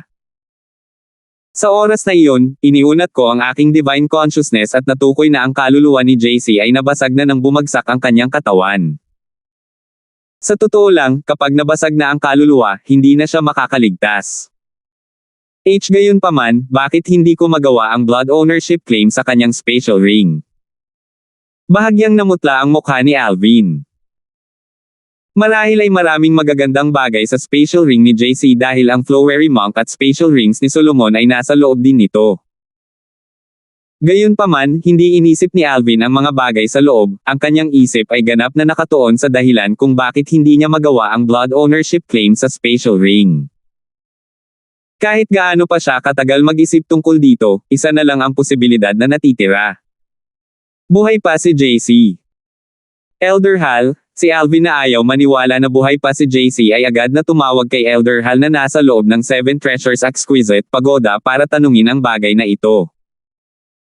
Noong si Elder Hal ay nasa kanyang kalakasan, siya ay isang makapangyarihang nilalang sa Devata Realm kaya maaaring makapagbigay siya sa kanya ng ilang kapaki-pakinabang na impormasyon. Matapos sabihin sa kanya ni Alvin ang lahat. Saglit itong pinag-isipan ni Elder Hal bago siya nagtanong, sabi mo isa siyang Devil Cultivator. Oo, tumango si Alvin bago siya nagsabi, narinig ko mula sa iba na si JC ay hindi isang Devil Cultivator noong isang taon. At saka, nasa early refined saint stage lang siya. Pagkaraan ng isang taon, nang siya ay nagpakita, hindi lang siya Devil Cultivator, ang kanyang cultivation base ay tumaas pa sa tuktok ng refined saint stage. Sa totoo lang, kahit si Alvin ay hindi maiwasang mabigla sa pag-unlad ni JC. Sa katunayan, kahit na mayroon siyang tulong mula sa Seven Treasures Exquisite Pagoda, 5 araw sa loob ng Seven Treasures Exquisite Pagoda ay katumbas ng 1 araw sa labas, hindi siya kumpiyansa na makakapag-cultivate siya hanggang sa rurok ng Refined Saint Stage mula sa Early Refined Saint Stage sa loob lamang ng 1 taon sa labas. Katulad ng sitwasyon bago ang Rising Sky Ranking Battle. Bagamat gumugol siya ng halos 4 na taon sa loob ng ikatlong antas ng Seven Treasures Exquisite Pagoda, sa kabila ng paggugol ng halos lahat ng kanyang oras sa pagtataas ng kanyang cultivation base sa halip na unawain ang Sovereign Heart Sword, nagawa lamang niyang palakasin ang kanyang cultivation base sa Early Pristine Saint Stage bago siya gumawa ng isang pambihirang tagumpay sa Intermediate Pristine Saint Stage. Bagamat si Alvin ay nasa Intermediate Pristine Saint Stage lamang, napakalapit niya sa Mastery Pristine Saint Stage. Bukod dito, ang kanyang kakayahan sa pakikipaglaban ay maihahambing sa isang ordinaryong powerhouse sa tuktok ng Refined Saint Stage. Makikita ito sa kung paano niya pinatay si JC. Siya ay umunlad ng napakabilis sa maikling panahon at naging Devil Cultivator bukod pa doon. Sa tingin ko ay malamang na natutunan niya ang Soul Congregation Technique sa Devil Dao Cultivation Method, muling nagsalita si Elder Hal pagkaraan. Teknolohiya ng Soul Congregation. Nanlaki ang mga mata ni Alvin sa gulat. Ito ang unang beses niyang marinig ito.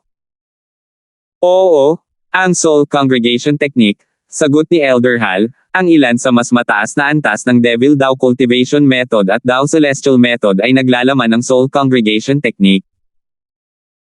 Ang Soul Congregation ay isang teknik na maaaring tipunin muli ang kaluluwa kapag ito ay nabasag sa isang panahon.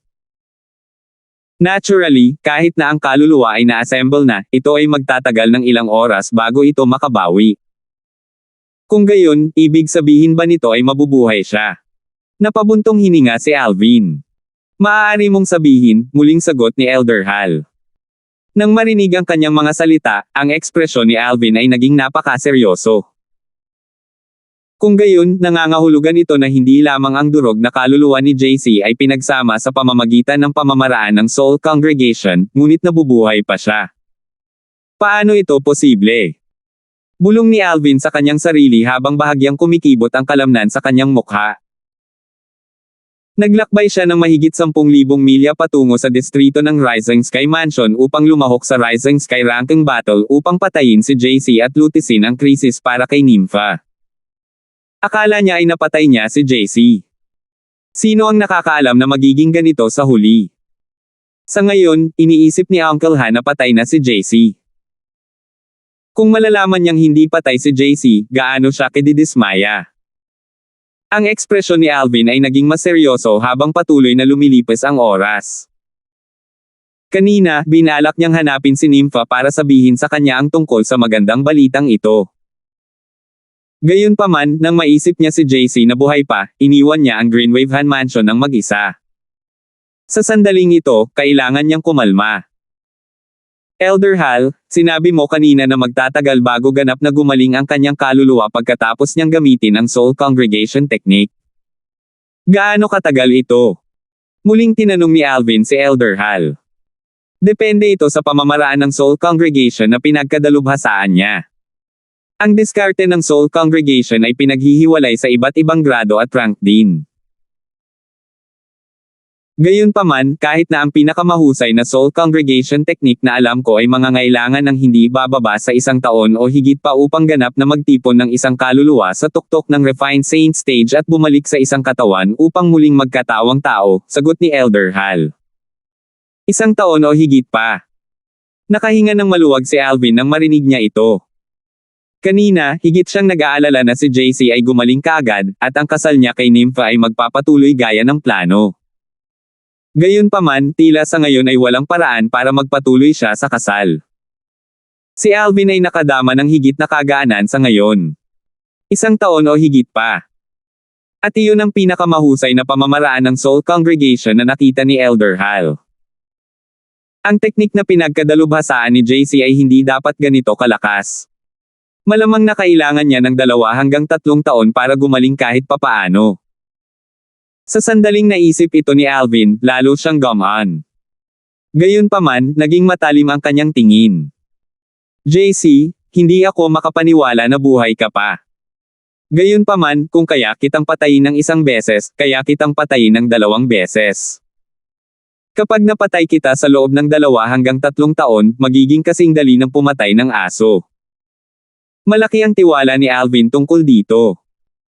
Pagkalipas ng 2 hanggang 3 taon, kahit na natipon ni JC ang kanyang kaluluwa at bumalik sa isang katawan, ang kanyang cultivation base ay mananatiling pareho noong siya ay namatay.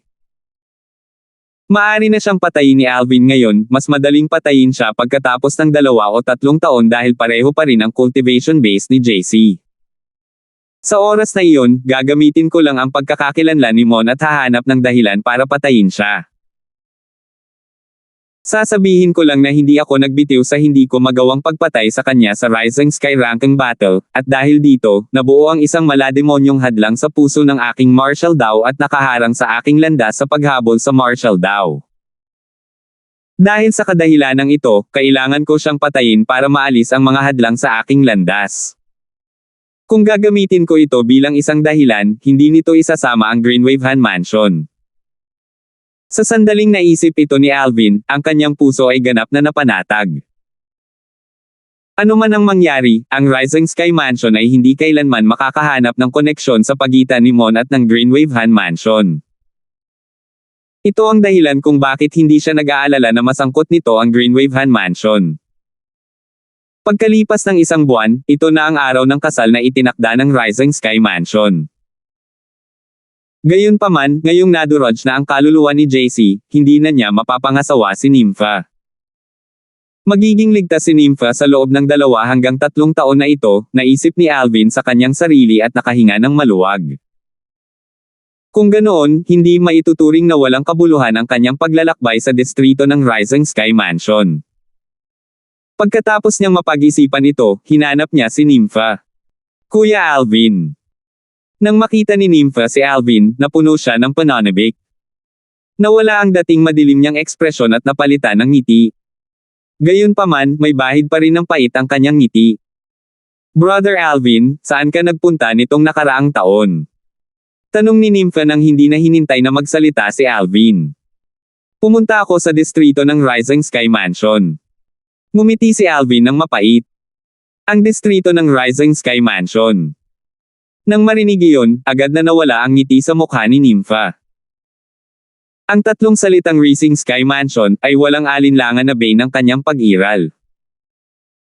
Makalipas ang 1 buwan, kailangan niyang ikasal ang young mansion master ng Rising Sky Mansion, ang playboy at walang kwentang bata.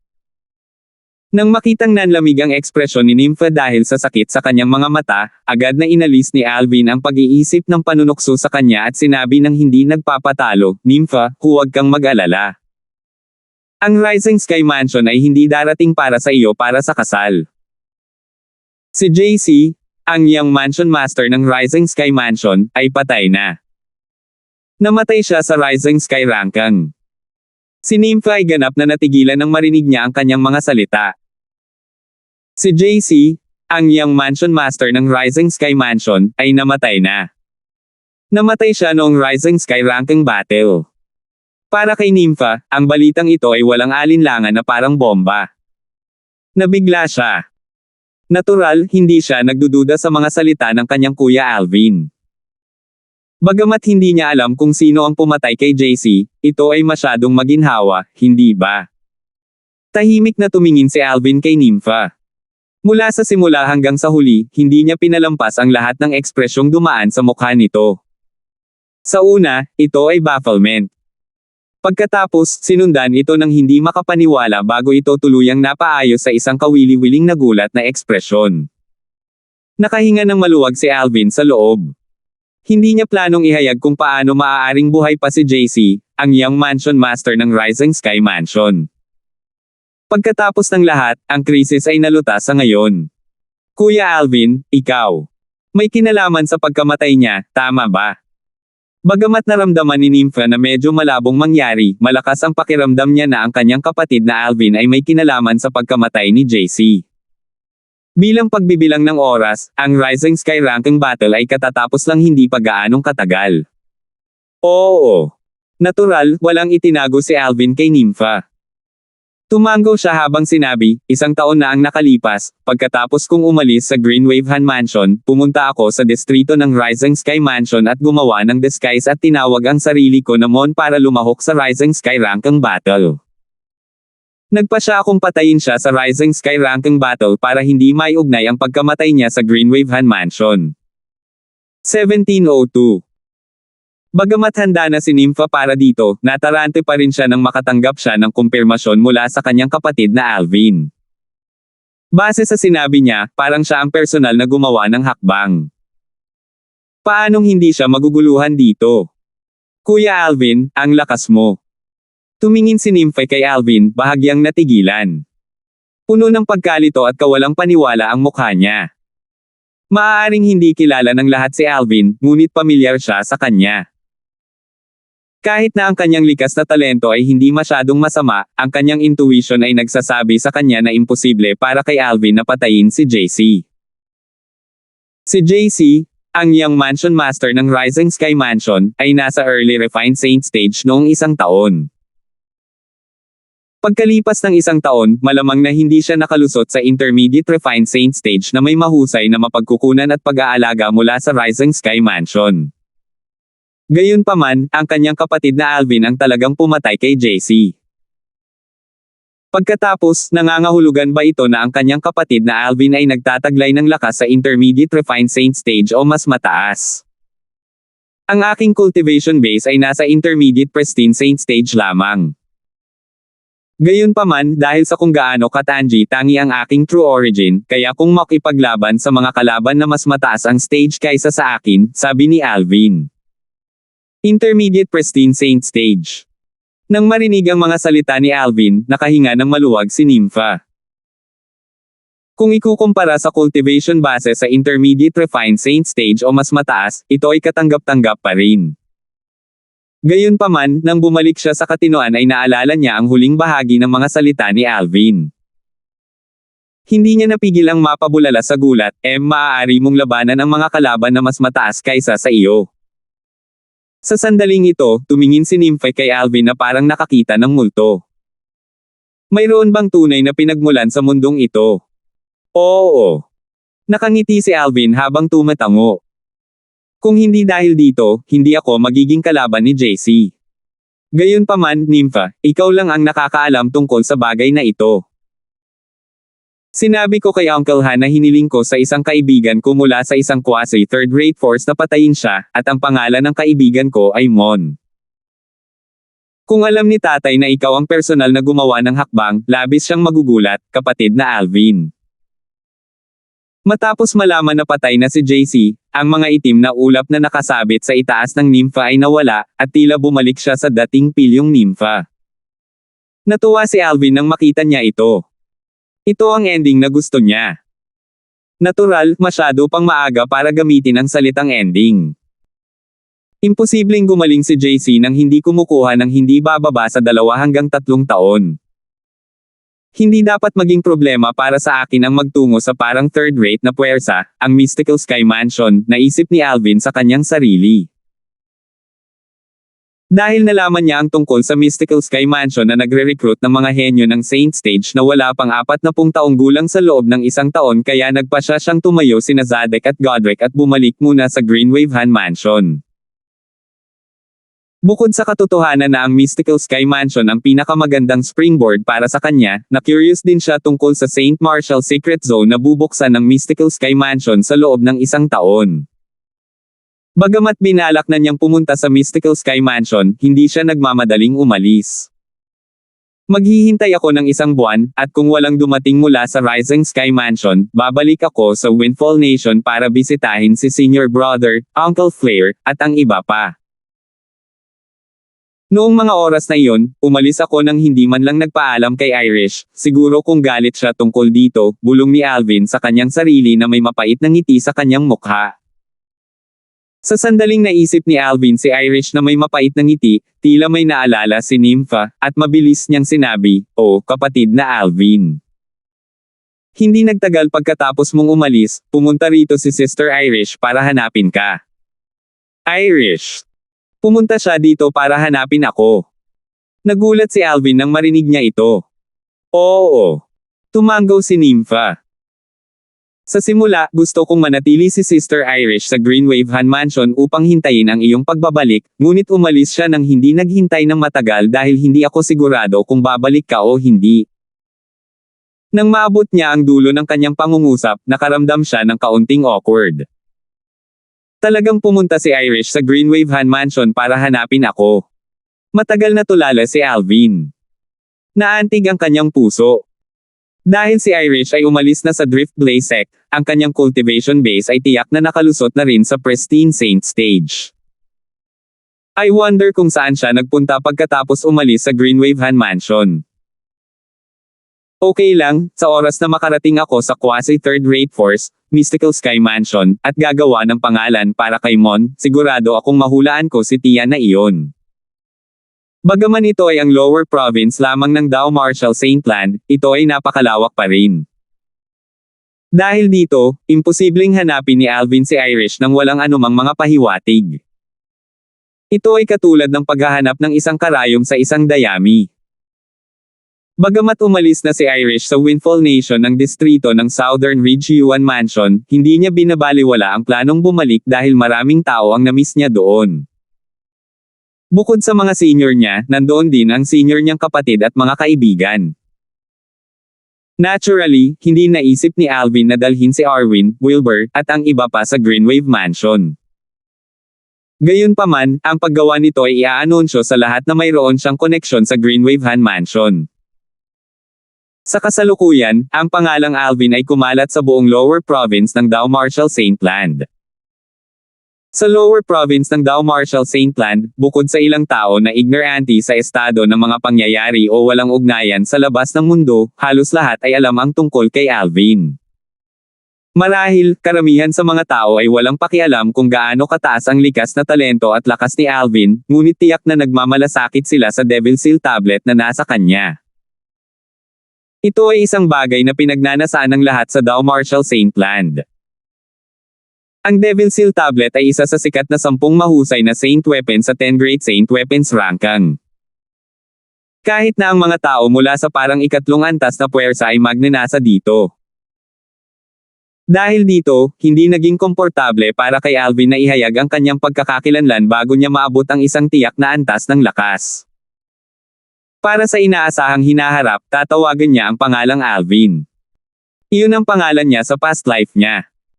Hindi mahirap para kay Alvin na isipin na ang Windfall Nation ay dapat na target ng maraming tao, at ang kanyang mabubuting kaibigan ay tiyak na unang na target. Kung dadalhin niya sila sa Greenwave Han Mansion ngayon, tiyak na madadami ito. Hindi ito isang bagay na gusto niyang makita. Dahil sa kadahilanang ito, naisip niya na ang pag-iwan sa kanila sa Windfall Nation ay walang alinlangan ang pinakamahusay na pagpipilian. Nagpaalam si Alvin kay Nympha, at hiniling din niya sa kanya na tulungan siyang magpaalam kay Nathan, ang Mansion Master ng Greenwave Han Mansion, bago siya umalis habang nag-aatubili itong tumingin. Tulad ng para sa Little Black, Little White, at Little Gold, sila ay nasa closed-door cultivation pa rin kaya hindi nagawang makilala ni Alvin. Pagkatapos umalis sa Greenwave Han Mansion, dumiretso siya sa distrito ng Southern Ridge Yuan Mansion. Habang naglalakbay si Alvin pabalik sa Windfall Nation, sa malayong distrito ng Rising Sky Mansion, sa 4th Rate Force na Rising Sky Mansion, isang matinding kaguluhan ang nangyari. Pagkatapos ng Rising Sky ranking battle, si Carson, ang Grand Elder ng Rising Sky Mansion, ay hindi nagmamadaling ibalik ang kanyang mga tauhan sa Rising Sky Mansion. Sa halip, binisita niya ang Vice Mansion Master ng Rising Sky Mansion sa isang kalapit na bayan. Pagkatapos noon, dinala nilang dalawa ang kanilang mga tauhan at hinanap ang bawat pulgada sa lahat ng direksyon sa palibot ng Nimble Valley para kay Mon, ang peking katauhan ni Alvin. Bukod dito, ang Vice Mansion Master ng Rising Sky Mansion na mahusay sa pagtatago ng sarili ay buong tapang na sumunod kina Zadek at Godric pagkatapos ng Rising Sky ranking battle ay natapos hanggang sa kabundukan na 100 metro sa kanluran ng Nimble Valley. Napansin niya na ang ekspresyon ni Zadek at Godric ay naging seryoso nang dumating sila sa bulubundukin. Bagamat nakatayo siya sa malayo, narinig pa rin niya ang usapan ng mga tao mula sa Sky Hurdle Mansion at ng Raging Wave Mansion. Lahat sila ay sinasaway si Mon sa pagtayo sa kanila. Nang makita nilang galit na umalis ang mga tao mula sa Sky Hurdle Mansion at Raging Mansion, muling nagsama-sama ang Vice Mansion Master at Grand Elder ng Rising Sky Mansion at ipinagpatuloy ang kanilang paghahanap. Kahit na naghanap sila ng maraming araw, wala silang makitang anumang bakas ni Mon. Sa puntong ito, maaari lamang dalhin ni Carson ang kanyang mga tauhan at bumalik sa ari-arian ng Rising Sky Mansion na nakatali ang buntot sa pagitan ng kanyang mga binti. Alam niyang ang naghihintay sa kanya ay ang apoy ng galit mula sa matataas na opisyal ng Rising Sky Mansion. Hindi pa rin masama kung ang 3 alagad ng Rising Sky Mansion, kasama ang kanyang apo, ay namatay. Ang kanyang apo ay ang pinakanamumukod-tanging isa sa kanilang 3, at ang kanyang pagkamatay ay lubhang makakaapekto sa Rising Sky Mansion. Gayunpaman, hindi siya sisisihin ng matataas na opisyal sa halip ay aliwin siya. Nako, hindi lang apo niya at dalawa pang alagad ang namatay. May isa pang tao na namatay din. Napakahalaga ng taong iyon sa Rising Sky Mansion. Bukod sa pagiging Young Mansion Master ng Rising Sky Mansion, batay sa lakas na ipinakita ni JC sa Rising Sky Ranking Battle, ito ay higit pa sa sapat upang patunayan kung gaano kataas ang kanyang likas na talento. Kung bibigyan siya ng oras na lumakas, tiyak na magiging backbone siya ng Rising Sky Mansion. Ni hindi nga imposibleng pangunahan niya ang Rising Sky Mansion para maging isang parang third-rate na puwersa. Sa kasalukuyan, malamang na nalaman na ni Lord Mansion Master ang tungkol sa pagkamatay ng Young Mansion Master. Nang isipin ito ni Carson, bumuhos ang malamig na pawis sa kanyang noo. Bagamat wala siyang kinalaman sa bagay na ito, bilang pinuno ng biyahe sa pagkakataong ito, magiging mahirap para sa kanya na talikuran ang responsibilidad sa hindi sapat na pagprotekta sa kanyang junior. Maaaring hindi siya mahatulan ng kamatayan, ngunit maaaring parusahan siyang humarap sa pader sa loob ng maraming taon. Dahil dito, napuno siya ng pagkabalisa nang pumasok siya sa ari-arian ng Rising Sky Mansion. Ang kanyang mga mata ay patuloy na lumilibot sa kung saan-saan.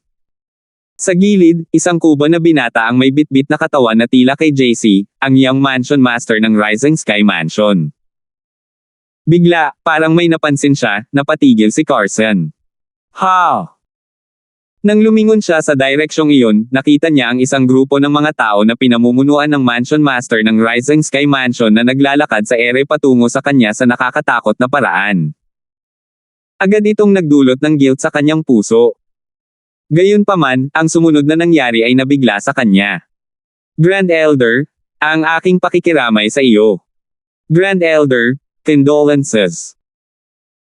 Matapos lumitaw ang grupo ng mga matataas na opisyal ng Rising Sky Mansion sa harap ni Carson, kasama ang Mansion Master ng Rising Sky Mansion sa pangunguna, lahat sila ay nagpadala ng kanilang pakikiramay sa Grand Elder. Maliwanag na nalaman na nila ang tungkol sa pagkamatay ng kanyang apo, si Clifford. Ang Soul Pearl ni Clifford ay nasa estate ng Rising Sky Mansion kung tutuusin. Dahil dito, nang nabasag ang Soul Pearl ni Clifford, agad na nalaman ng mga tao sa Rising Sky Mansion ang tungkol sa kanyang pagkamatay. Talagang totoo na ang Diyos ay nagseselo sa mga henyo.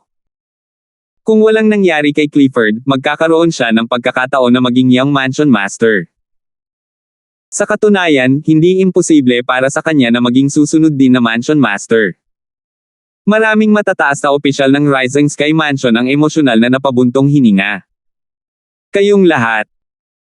Nang makita ni Carson ang mga tao sa kanyang harapan, kabilang ang Mansion Master ng Rising Sky Mansion, nagsasalita lamang tungkol sa kanyang apo at hindi isang salita tungkol kay JC, siya ay labis na nagulat. At the same time, naramdaman niyang parang may mali. Kahit na ang likas na talento ng kanyang apo ay hindi mas mababa kaysa kay JC dati, ang kanyang posisyon ay malayong maihahambing kay JC, ang Young Mansion Master ng Rising Sky Mansion. 1703. Sa pagharap sa aliw mula sa matataas na opisyal ng Rising Sky Mansion, naisip ni Carson sa kanyang sarili, huwag mong sabihin sa akin na hindi nila namalayan na nabasag na rin ang Soul Pearl ng Young Mansion Master. Bagamat hindi niya inakala na posible, sa harap ng kasalukuyang sitwasyon, wala siyang ibang pagpipilian kundi ang isipin ito.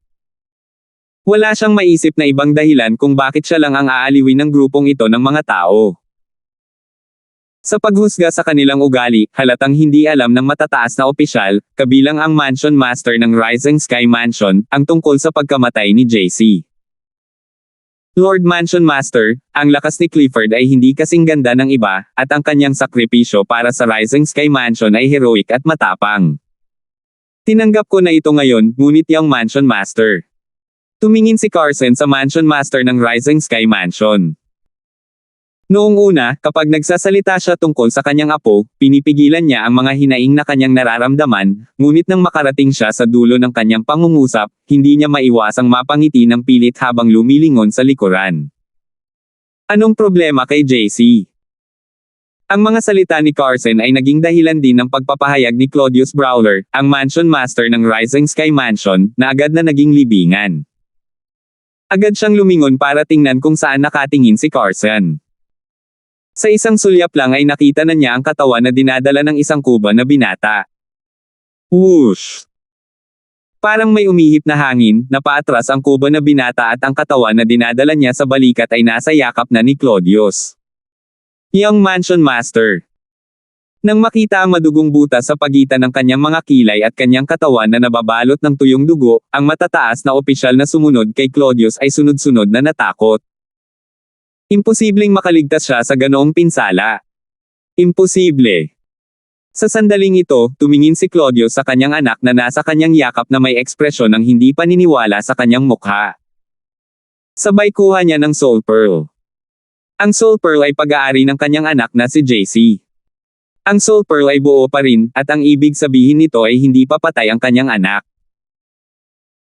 Sa sandaling ito, nang makita ni Carson si Claudius na inilabas ang Soul Pearl na may malinaw na nakasulat sa kanyang mukha na hindi makapaniwala, nakaramdam siya ng panginginig sa kanyang gulugod. Lord Mansion Master, ang Soul Pearl sa iyong kamay. Ito ang Soul Pearl ni JC. Buhay pa siya. Walang argumento ang tono ni Claudius. Hindi makapagsinungaling ang Soul Pearl. Ano? Hindi siya patay. Ang pagitan ng kanyang mga kilay ay nabutas, at ang kanyang kaluluwa ay nabasag. Ang Young Mansion Master ay nagdusa ng ganoong pinsala, ngunit siya ay buhay pa. Imposible ito, tama ba? Sa kasalukuyan, hindi lang si Carson ang nabigla. Maging ang grupo ng matataas na opisyal at mga alagad na nakatayo sa likuran niya ay natulala rin. Ang mga disipulo ng Rising Sky Mansion na pumunta sa Rising Sky Ranking Battle, sa partikular, ay mas nabigla dahil nasaksihan nila ng sarili nilang mga mata ang pagpatay kay JC. Ang espada ay tumagos sa pagitan ng kanyang mga kilay, at ang kanyang kaluluwa ay nabasag. Bumaba man ang isang bathala sa lupa, baka hindi na niya ito mabuhay muli. Gayunpaman, sinabi ng Mansion Master na buhay pa ang Young Mansion Master. Hindi kaya nabaliw ang Mansion Master matapos makitang namatay ang kanyang anak. Maraming mga alagad ng Rising Sky Mansion ang nagbahagi ng parehong ideya. Naturally, hindi sila nang ahas na sabihin ang kanilang mga iniisip.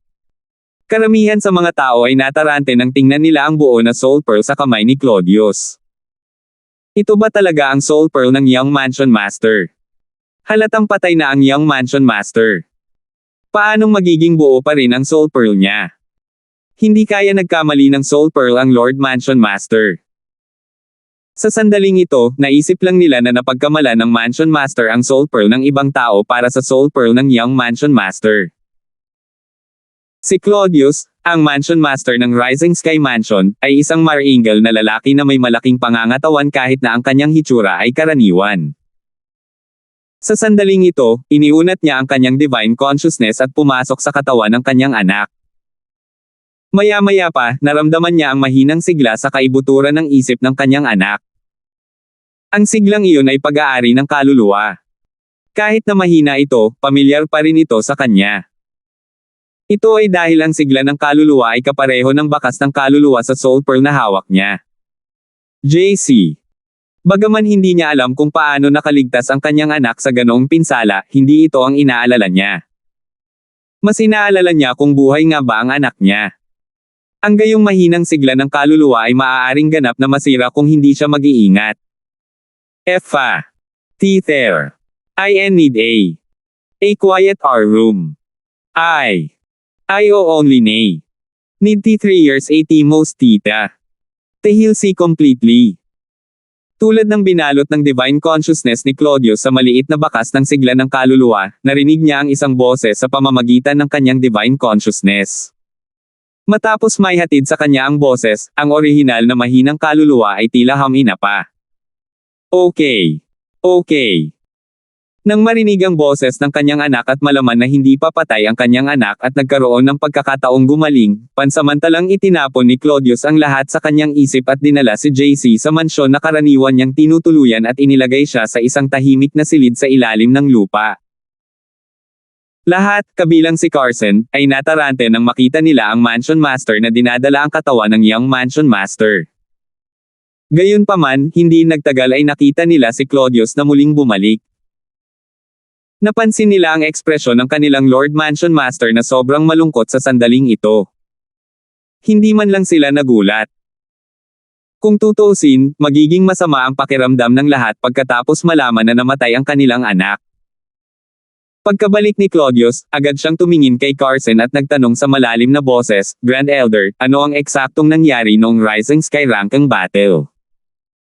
Bakit nasugatan ang anak ko ng ganoong degree? At saka, paano namatay ang apo mo, si Clifford, at ang dalawa pang disipulo? Nasugatan. Nang marinig ang mga salita ni Claudius, lahat, kabilang si Carson, ay natigilan. Sinabi ni Lord Mansion Master na nasugatan ang Young Mansion Master. Hindi ba siya patay? Lord Mansion Master, the Young Mansion Master. Sa sandaling ito, hindi na nakapagpigil ang isa sa mga Vice Mansion Masters ng Rising Sky Mansion. Tumingin siya kay Claudius at nagtanong, nasugatan lang siya. Malubhang nasugatan. Kakailanganin niya ng hindi bababa sa 3 taon para tuluyang gumaling, malamig na sagot ni Claudius. Base sa tono niya, sobrang bad mood siya. Anong uri ng ama ang magiging maganda ang kalooban kung ang kanyang anak ay nasaktan ng ganoong kalaki? Hindi umalis ang mga mata ni Claudius kay Carson. Talagang curious siya kung ano ang naganap sa Rising Sky Ranking Battle na naging sanhi ng pagkamatay ng 3 tao at 1 tao ang malubhang nasugatan. Sila ang 4 sa pinakanamumukod tanging mga tao sa gitna ng nasa katanghaliang henerasyon sa Rising Sky Mansion. Nasugatan lang siya. Nang marinig ang mga salita ni Claudius, maging si Carson man ito o ang iba pa, napuno ng hindi paniniwala ang kanilang mga mukha. Nakita na nila ang katawan ni JC kanina. Mula sa pagitan ng kanyang mga kilay, malinis itong tumusok. Sa tama, ang kanyang kaluluwa ay dapat na nabasag, at imposible para sa kanya na mabuhay. Gayunpaman, sinasabi ng kanilang Lord Mansion Master na siya ay nasugatan lamang at gagaling sa loob ng 3 taon. Lord Mansion Master. Totoo ba ang sinabi mo? Hindi makapaniwalang tanong ni Carson. Kasabay nito, ang iba ay tumingin din kay Claudius, ang Mansion Master ng Rising Sky Mansion. Labis silang na-curious tungkol dito dahil naramdaman nilang lahat na imposible ito. Gayunpaman, dahil sinabi na ni Lord Mansion Master, dapat may dahilan sa likod nito. Wala akong ideya kung ano rin ang nangyari kay JC. Bagamat nasugatan siya, at nadurog ang kanyang kaluluwa, hindi pa ito tuluyang naglaho. At saka, nakakausap pa rin niya ako kahit mahina ang kanyang kaluluwa. Sinabi niya sa akin na 3 taon pa lang bago siya makarecover. Kaya gusto kong malaman kung ano talaga ang nangyari noong Rising Sky Ranking Battle, at kung ano ang nangyari kay Jing. Nang matapos ni Claudius ang kanyang pangungusap, muli siyang tumingin kay Carson. Talagang hindi siya patay. Gayunpaman, sa sandaling ito, ang atensyon ni Carson at ng iba ay wala sa huling bahagi ng talumpati ni Claudius. Ito ay dahil lubos silang nabigla sa unang kalahati ng mga salita ni Claudius. Siya ay nagdusa ng gayong matinding pinsala, ngunit ang kanyang kaluluwa ay hindi naglaho. Anong klaseng halimaw si Young Mansion Master? Sa sandaling ito, ang isang matandang Vice Mansion Master ay nag-aalinlangan na nagtanong, maaari bang ang Young Mansion Master ay nakabisado ang pamamaraan ng Soul Congregation? Teknolohiya ng Soul Congregation. Lahat, kabilang si Claudius, ay agad na inilipat ang kanilang atensyon sa Vice Mansion Master. Pamilyar silang lahat sa Vice Mansion Master na ito. Hindi man siya ang pinakamalakas sa Rising Sky Mansion, napakaraming kaalaman niya. Walang mga libro o tala sa Rising Sky Mansion na hindi niya nabasa. Sa Rising Sky Mansion, kung sinabi niyang number 2 siya sa mga tuntunin ng kaalaman, walang maglalakas loob na mag-claim na siya ang numero 1. Oo, ito ang pamamaraan ng Soul Congregation. Ang sinaunang Vice Mansion Master ng Rising Sky Mansion ay tumango bago sinabing malungkot, nabasa ko sa isang sinaunang aklat na ipinasa sa ating Rising Sky Mansion, sinasabing ang ilan sa mga nangungunang Devil Cultivation Techniques ay may Soul Congregation Technique. Kahit na ang kaluluwa ay pansamantalang nabasag, ito ay makakabawi pagkatapos ng ilang sandali. Gayunpaman, ang proseso ng muling pagsasama-sama ng kaluluwa at higit pa, ang proseso ng muling pagsasama-sama at paghihiwalay ng kaluluwa. Ang pagkakabit nito sa isang katawan ay tatagal ng hindi bababa sa 3 hanggang 5 taon, marahil ay mas matagal pa. Nang marating niya ang bahaging ito ng pangungusap, huminto siya sandali bago nagpatuloy muli, tulad ng Devil Cultivator na iyon na naging sanhi ng pagbagsak ng ating Rising Sky Mansion sa isang 4th rate na puwersa mula sa quasi 3rd rate na puwersa.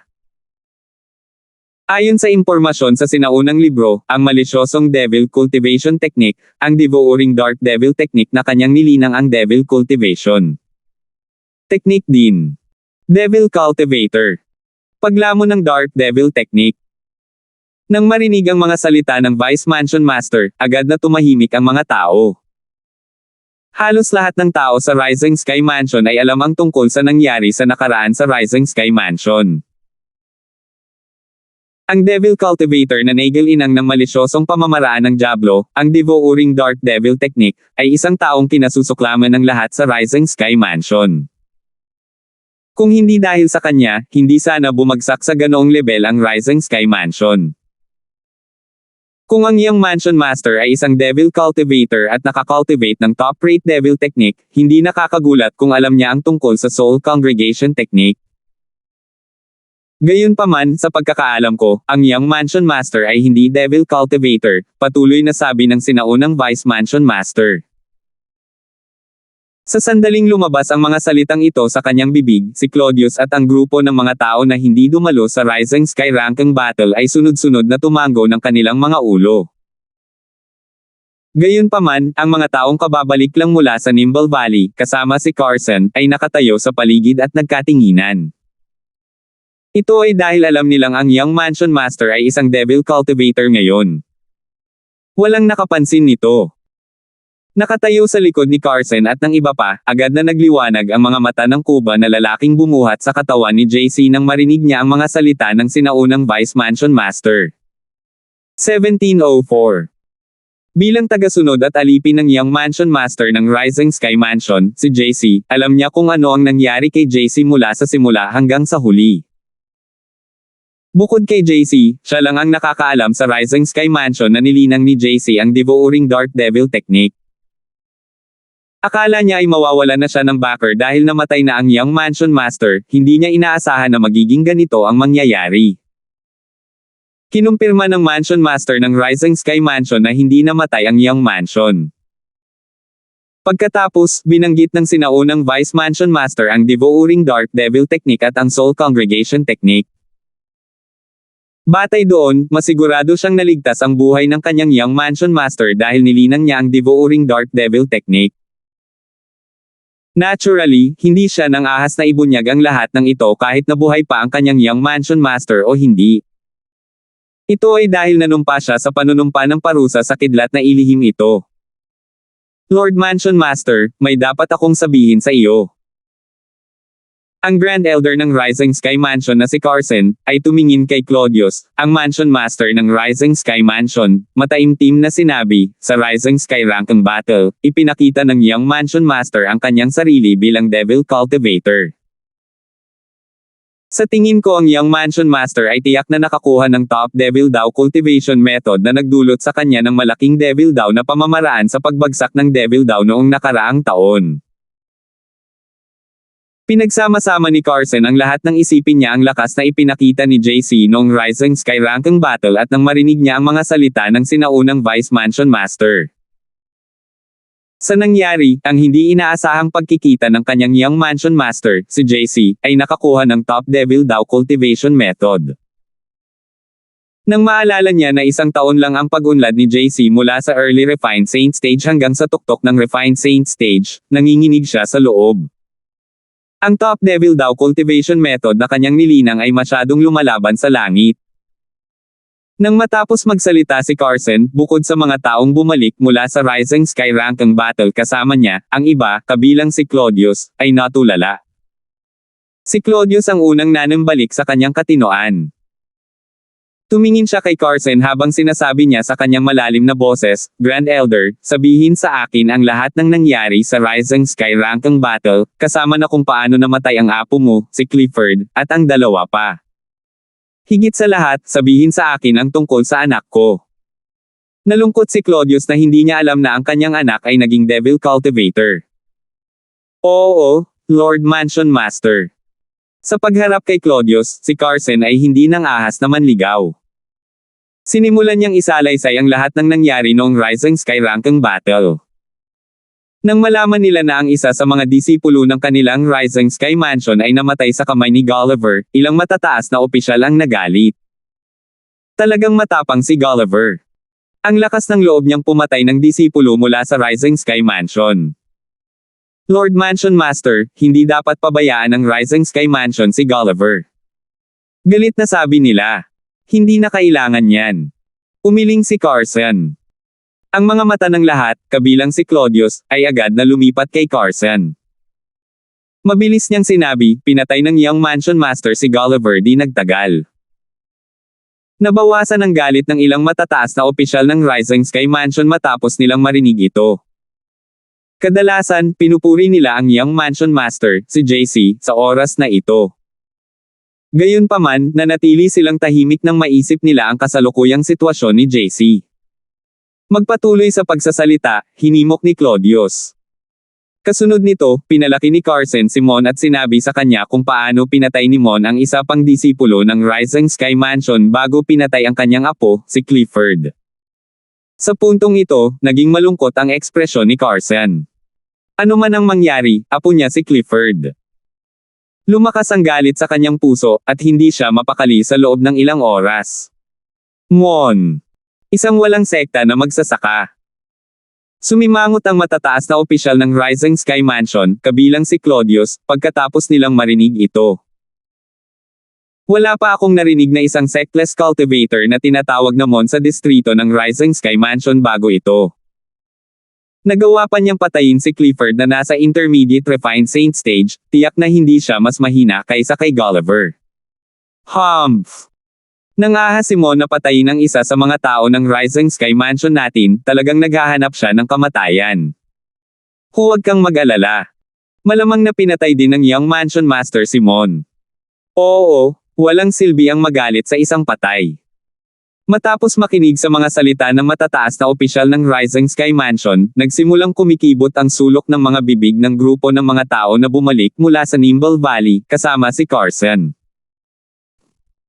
Bilang Mansion Master ng Rising Sky Mansion, si Claudius, ay natural na mas maunawain kaysa sa iba. Di nagtagal, napansin niya ang kakaibang ekspresyon sa mukha ni Carson at ng iba pa.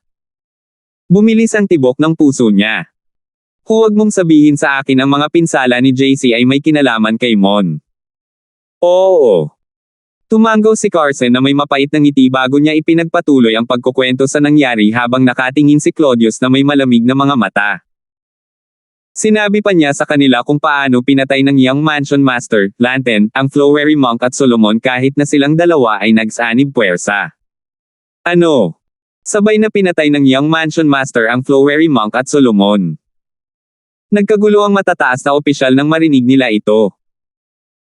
Ang Flowery Monk at Solomon's cultivation base ay nasa Mastery Refined Saint stage, ngunit ang kanilang Young Mansion Master ay nagawang patayin sila kahit na sila ay nagsanib puwersa. Nadama nila na ito ay hindi kapani-paniwala. Maging si Claudius ay nagulat, hindi niya inaasahan na magiging ganoon kalakas ang kanyang anak sa loob lamang ng isang taon. Ang Young Mansion Master ay isang devil cultivator sa tuktok ng Refined Saint stage. Nang sabihin ito ni Carson, nabigla si Claudius at lahat ng matataas na opisyal ng Rising Sky Mansion. Sa loob lang ng isang taon, umunlad na siya mula sa Early Refined Saint stage hanggang sa rurok ng Refined Saint stage. Napakalaking pagpapabuti. Sa kabutihang palad, si JC ay buhay pa. Sa kasalukuyan, hindi lang si Claudius ang natuwa. Masaya rin ang matataas na opisyal. Maging si Carson na nawalan ng taong mahal sa kanya ay naramdaman na parang may nabawi siya. Bukod dito, dahil hindi namatay si JC, nangangahulugan ito na hindi siya mapaparusahan. Habang patuloy na isinalaysay ni Carson ang nangyari, muling tumahimik ang buong lugar. Ang sectless cultivator na iyon, si Mon, na hindi pa nila narinig ay nasa tuktok din ng Refined Saint stage. Bukod dito, hindi pa siya umabot sa edad na 40. Ang ganitong likas na talento ay bihirang naruroon sa lower province ng Dao Marshall Saintland, at gayunpaman, ito ay lumitaw sa kanilang Rising Sky Mansions District. Ang Mon na iyon ay talagang hindi alam kung ano ang mabuti para sa kanya. Matapos malaman na tinanggihan ni Mon ang imbitasyon ni Carson, nagsimulang sampin siya ng grupo ng matataas na opisyal ng Rising Sky Mansion. Gayunpaman, nang malaman nilang hindi sumali si Mon sa Sky Hurdle Mansion o sa Raging Wave Mansion, medyo gumaan ang pakiramdam nila. Dahil hindi natin magagamit si Mon, maaari lamang natin siyang patayin. Sinabi ni Claudio sa kanyang malalim na boses habang ang kanyang mga mata ay malamig na kumikinang. Pinatay niya ang dalawa sa mga disipulo ng aking Rising Sky Mansion at malubhang nasugatan ang aking anak, hindi ako mapakali maliban kung siya ay patay na. Pagkatapos noon, inutusan ni Claudio si Carson na gumuhit ng larawan ni Mon at inutusan ang mga tao ng Rising Sky Mansion na hanapin siya at patayin. Gayunpaman, hindi man lang sumagi sa kanyang isipan na si Mon ay isang peking pangalan lamang, at ang kanyang hitsura ay isang pagbabalat kayo lamang. Hindi sigurado kung lilito pa nga ba ang mukha na iyon sa hinaharap. Sa makatuwid, kahit paano maghanap ang mga tao mula sa Rising Sky Mansion, nakatakdang hindi nila mahanap si Mon. Biglang parang may naisip ang sinaunang Vice Mansion Master. Tumingin siya kay Claudius at nagtanong, Lord Mansion Master, ngayon na ang Young Mansion Master ay malubhang nasugatan hanggang sa punto kung saan siya ay halos mamatay, at aabutin siya ng hindi hihigit sa 3 taon bago gumaling. Paano natin haharapin ang usapin ng kasal sa eldest young miss ng Greenwave Han Mansion na nakatakdang mangyari 1 buwan mamaya?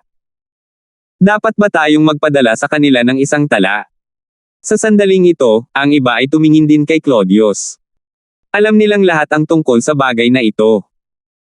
Ang kasal ay, natural, ay kailangang maantala dahil ang aking anak na lalaki ay labis na nasugatan.